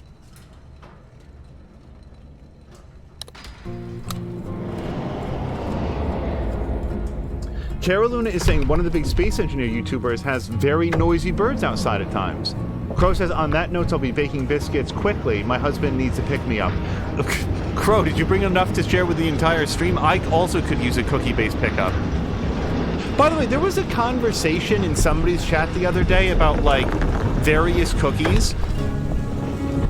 I will just go on record as saying that, oatmeal raisin cookies are among my favorites. I personally feel like oatmeal raisin cookies are among the most likely to be consistently good. I like chocolate chip cookies. I like... Well, sugar cookies are really hit or miss. Sugar cookies can be delicious and buttery, or they can just be sort of dry. And yeah, that's true of a lot of cookies, but I feel like sugar cookies have nothing else to fall back on. When you have like a chocolate chip cookie, I guess I should probably move this forward. If you have a dry chocolate chip cookie, it's still got the chocolate chips in there. Oh, this is not interested in moving. This is just an infinite tether. All right, let me get in and we'll see if we can roll it forward.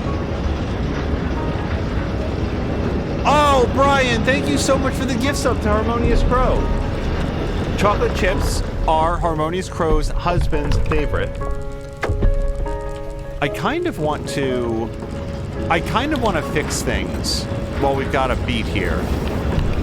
And as I picked up the welding torch, I then promptly did not fix things.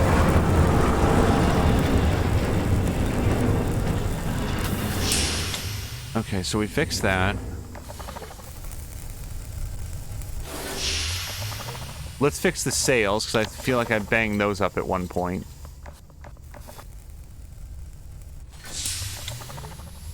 And... oh, that's actually everything. Okay, so we've stopped moving again, but I think that this time the difference is... these are books, right? Yeah. I am not saying that I'll never burn the books. I'm just saying I will burn the books last. If we have to burn books for fuel, then what are we even fighting for, ladies and gentlemen? Brian says, "You're welcome. Now where are my cookies?"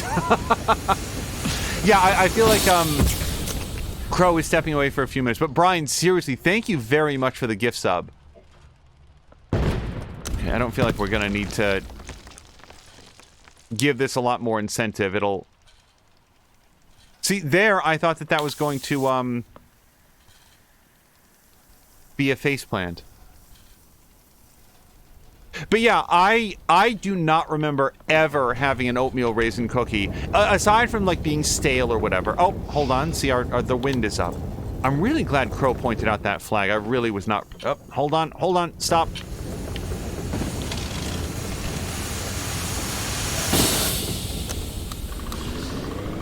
Stop.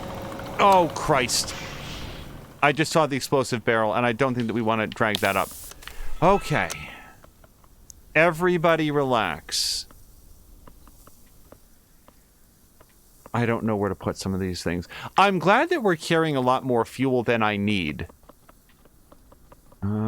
These satchels. Yeah, let's put the satchels in here. Somebody left behind their luggage. That's not my problem. That probably overjuiced it, but whatever. Because I put in two things instead of just the one. Alright, so we're going to grab... so the crate and the barrel we can bring up. The only thing I don't want to bring into the cargo loader is this. Because I think it explodes. We haven't actually done it yet.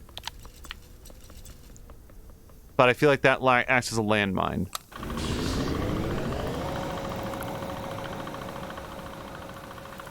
Okay, we'll just put that there. Alright. Turn that off. I don't know if that takes off fuel. I just don't want it picking up things that I don't have. But yeah, oatmeal raisin cookies. I'm a big fan. I heard somebody call them a cookie trap once because they have raisins in them. Yeah, and they're delicious. Oatmeal raisin cookies are much spicier than I ever think they're gonna be. And sorry, again... and put up the sails.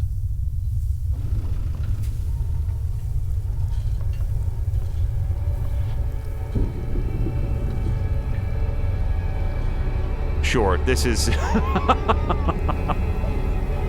just from one calamity to the next here in the world of lone sails. Some people really hate them because they're not chocolate. I don't know, man. I like chicken, and that also is not chocolate. It's something else.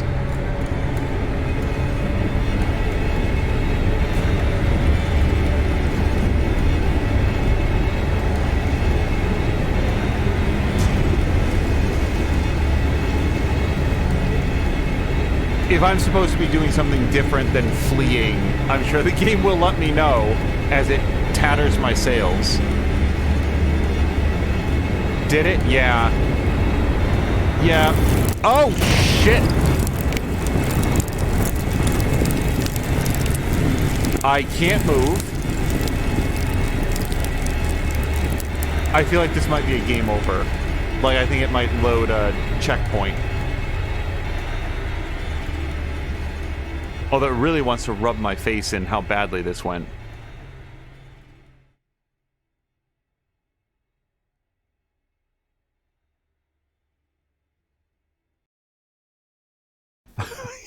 Can't tell what it's loading. Okay, is this... No? I'm waking up. Yeah, I think that's the volcano in the background. I think the game said, you done messed up real good, so we're gonna give you another chance.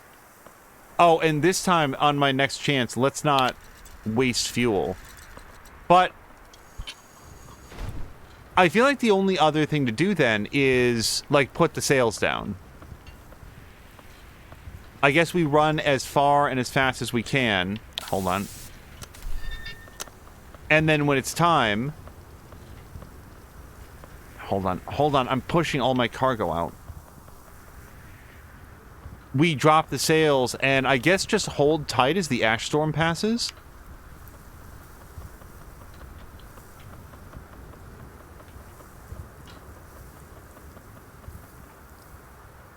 Okay. Let's just put this in here. Because I'm just saying, anything that can be fuel will be fuel.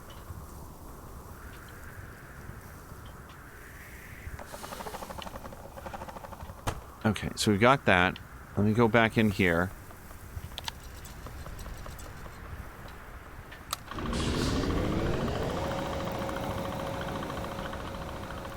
Okay, and that barrel, we'll just leave right there. Like, we don't need to take it out. We've got a couple crates right here. That's great. All right, so now we're ready to hit it. I would love to have a better idea on what to do, but... Okay, so you can release the parking brake.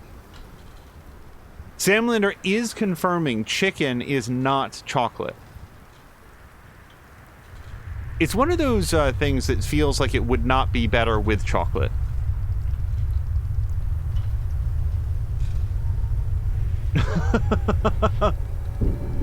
Mia, thank you for the requested quote.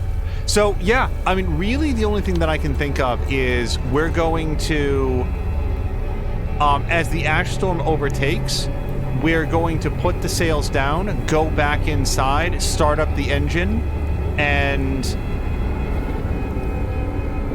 see if we can make it to the other end of this without everything exploding. All right, so let me do this. So now I can't see anything.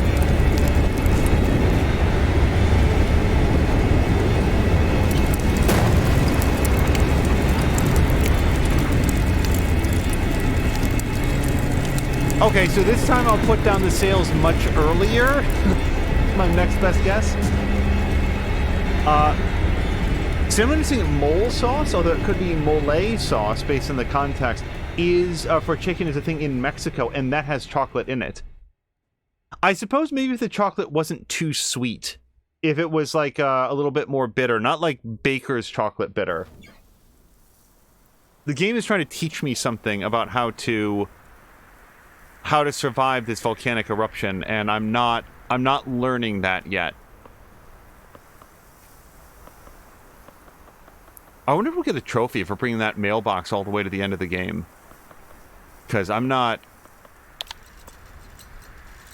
nearly done with it.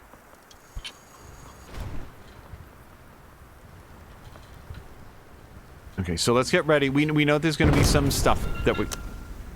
That's not what I meant to do.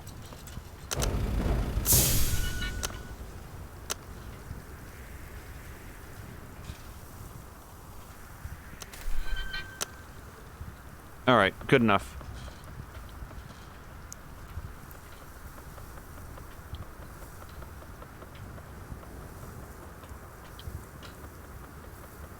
Okay. Let's go 1, 2, whoops, 2.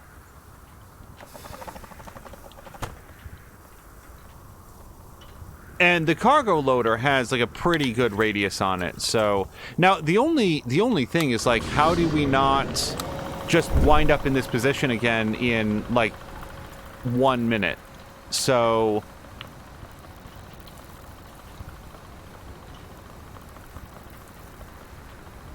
we're going to start that, but this time, like really early, I'm going to say let's drop the sails and then come back in here and get the engine rolling. Jody K says, my brother's students are not the only #1 ranked high school Rocket League team in Texas, but not only, but they are #2 in the nation. That's huge, Jody K. Like, that seems like a big accomplishment. Again, because that is not a... That's a popular game. Okay, so let's get this started now.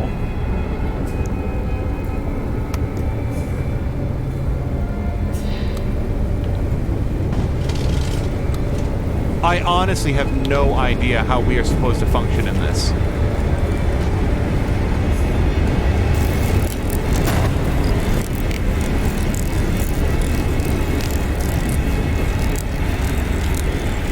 Okay, next plan. Sails and combustion engine both running simultaneously to try to outrun the ash storm. Because it doesn't... Like, at first I thought, okay, the sails are getting ripped apart in the winds, and that's causing additional damage, and maybe that's why we're dying.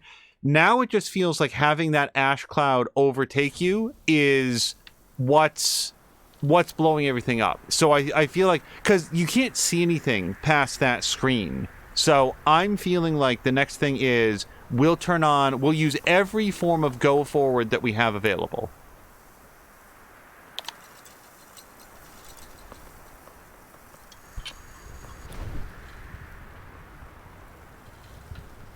There's previously been no reasons to have both of them running at the same time, but I feel like that's what this is meant to communicate.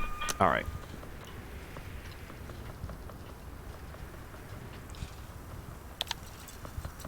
We're gonna put... No, hold on. Let's load that crate in there. Let's get this ready. I hope... All I can say is that I hope that I'm not the only person that got to this part in the game and was, like, took a few tries to discern what to do. I'm not out of options, so I'm not sitting here being like, oh, this is frustrating. But I am feeling a little self-conscious about, like, this will be one of those things that Grumpy did on his second try. Or his first try, even. He'll say, oh no, there was an ash cloud, so I started my engine and kept the sails up. Jody K grew up 2 hours from Mexico. We joke that where I grew up was North Mexico, a la New Mexico. And Sam Lander saying that was once part of Mexico, so that makes a lot of sense. Okay. Let's do this. Okay, well, we definitely don't want to have the barrel on there with something else, because then we just waste a bunch of fuel. Okay. Here we go.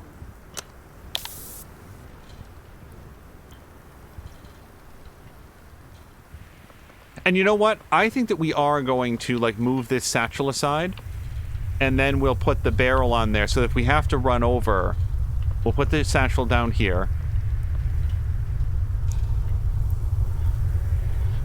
So I'm going to watch the speed meter, which is a little bit more than halfway up. Let's get it started now.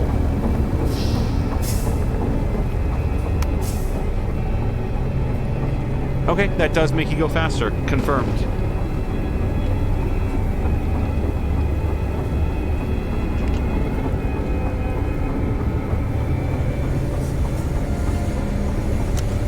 Boost!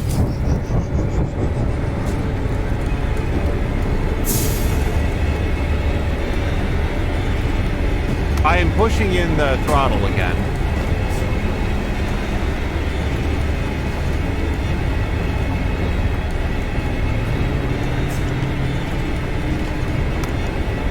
Well, I'll say this. This has definitely been more successful. Oh, crap! I was using that.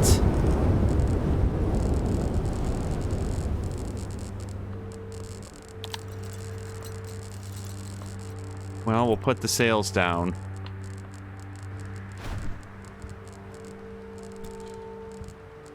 Or more up. Wait, can I... My car!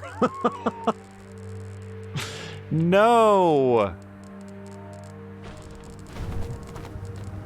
I'm not even sure there's a benefit to having these anymore. Yeah, our fuel thing is gone.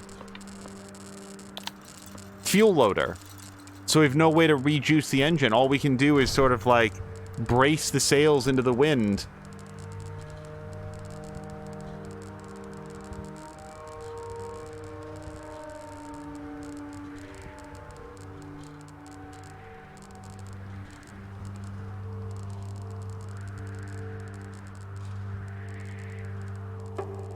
This two-wheeled jalopy has pretty good balance.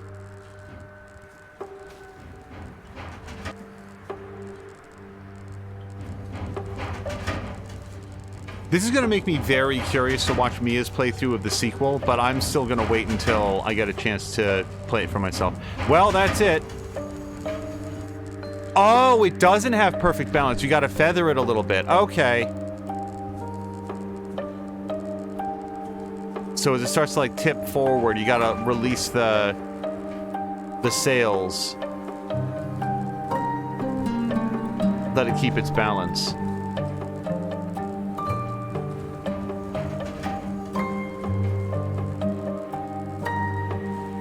Ah, yes, where all the lone sails come to die.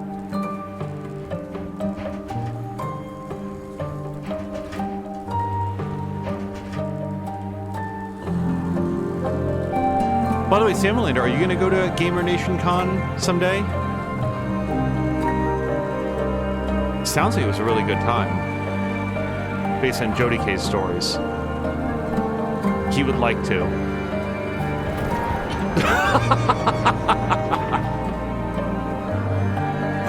That's it. End the line. I'd like to see you get out of this one. So we do have a crate and some books. And some more crates and stuff. But I guess we're gonna...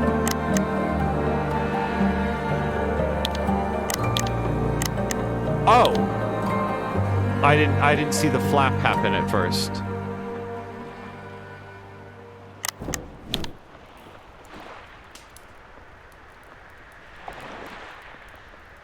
Is that it? That's the signal?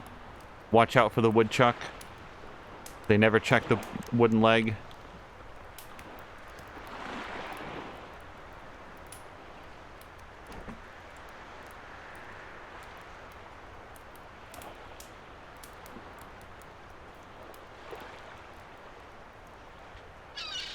Damn it, Diane, you said you'd be here.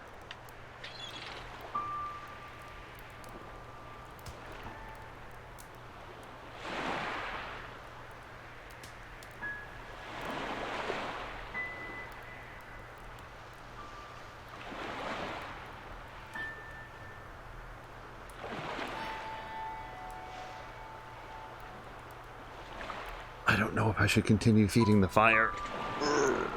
I'm gonna let it wait.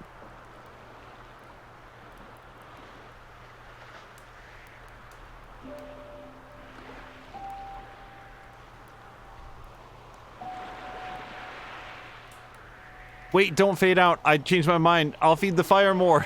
Don't stop.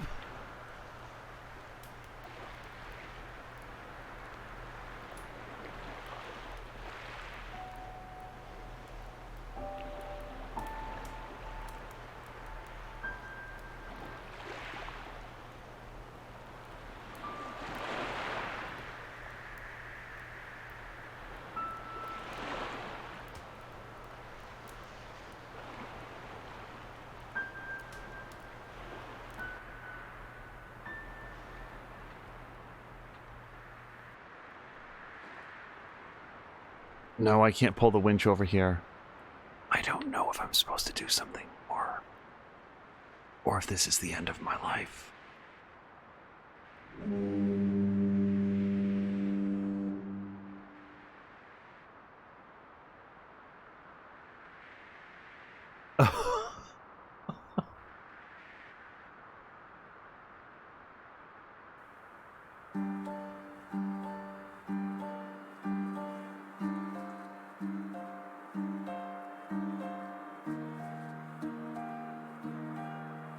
Okay, so this was very enjoyable. I do not know the history of this game. I think I was sort of tangentially aware of it at some point, but I just hadn't made any mark on it. And then when Mia played the sequel, I was like, when I realized it was a sequel, I was like, okay, well, like the little glimpses that I've seen of what Mia's doing seem interesting, so I want to be able to play this. Someone says, now the game has started. I guess we've made it through the prologue. So I don't know if this was like the equivalent of a Game Pass game or like what the cost was. I think we probably paid like a couple dollars for it on sale. Talking about everything except its length, that this is, I think, probably pretty clearly intended to be done in a single sitting.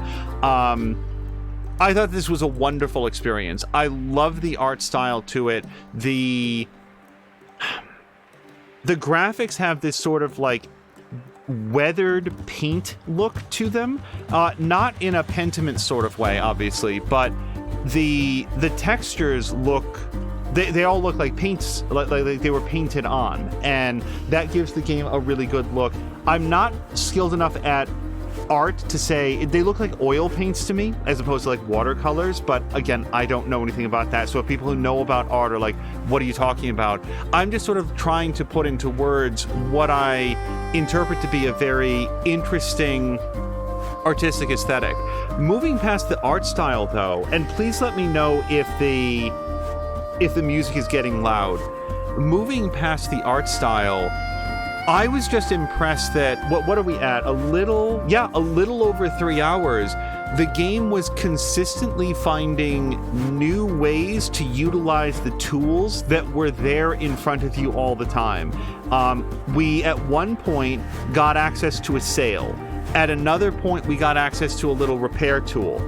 And after that, everything in the game was there from the very beginning. So it wasn't layering on a lot of brand new mechanics. It was just introducing new ways to make use of the mechanics that were there the whole time. And it's not a game that overstays its welcome. It is, it reminds me of how Edgar Allan Poe talked about writing.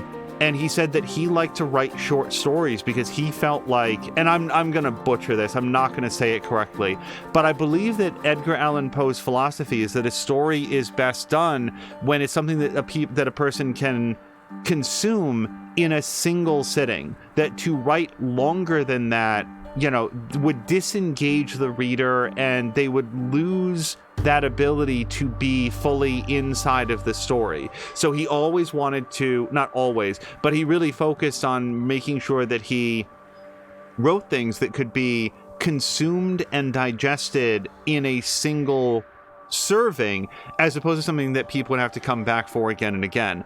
That's what some of these single serving games remind me of, and I cannot speak to its value proposition when it came out or when it's at full price. I can only say that this was exactly what I was hoping for when, I sort of like looked at it and said, like, this seems like it would be something to do on a Saturday afternoon. Like this stream was very nearly some more Dying Light 2. And I said, well, this has been on the docket for a while.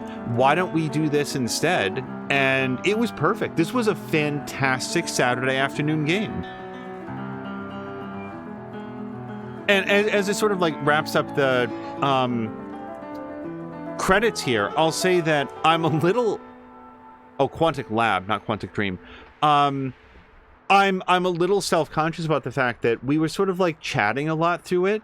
This feels like it's meant to be kind of an atmospheric Journey, I've been trying not to compare it to the game Journey, which I have not played, but I understand is also sort of a single sitting, go all the way through from start to finish style game.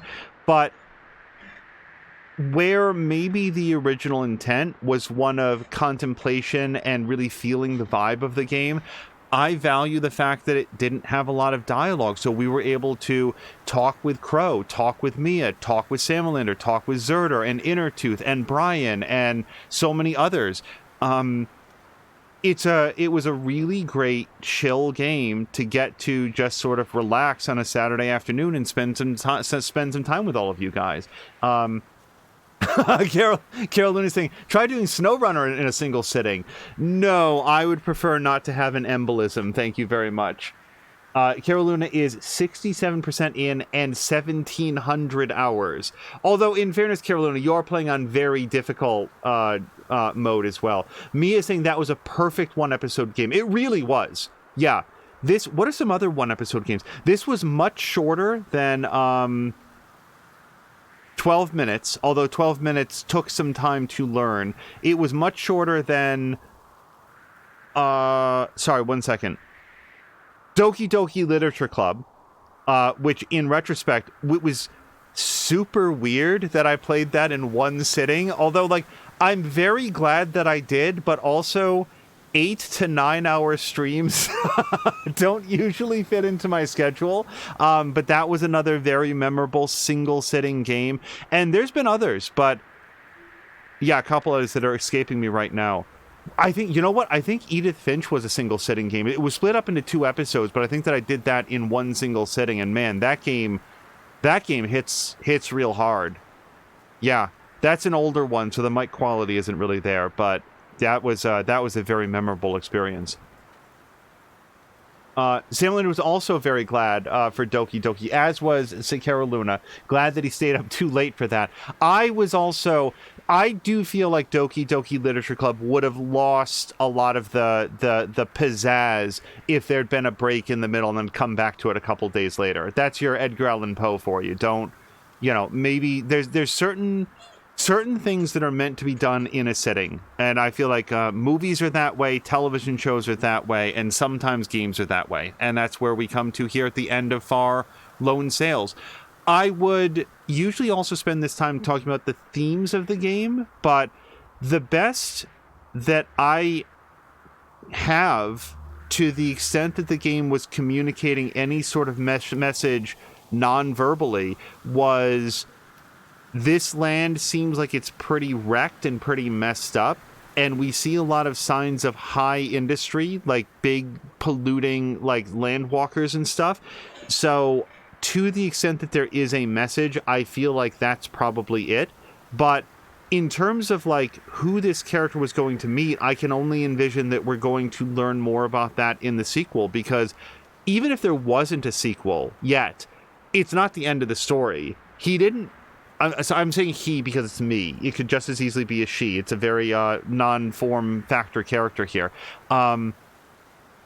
Wherever this person was going, they were going there to light that signal fire and then to wait. Because they didn't arrive there by accident. They got there, they found some detritus, and they started feeding in there. And then like I put in as much as I could to like make sure that column of smoke was going up. That did not feel like happenstance. That felt like the signal for the pickup to occur. I'm getting out of here, I'm signaling my friends, and then I'm going to go with them someplace else. So that's cool. I'm very glad that there's a sequel, and I would look forward to playing that sequel probably a little bit later this year. It's not going to be tomorrow. It's not going to be later this week. But much like we did Deliver Us the Moon, followed by Deliver Us Mars, after a bit, we'll return, because we do have the sequel as well, and we will play that. So that's it. Oh, and the music. Sorry, I don't want to forget to say this, because I often forget to communicate on the music just because I don't have the language for it. But Far Lone Sails, and please hear me out as I say this, it has the kind of music that would make somebody very uneducated say, oh, well, they're not really doing anything. Like, they're not, I could do that. But the thing about the musical score in this game is that it's incredibly understated, such that when it does make itself known, it tends to stand out because of how minimalist it is a lot of the time.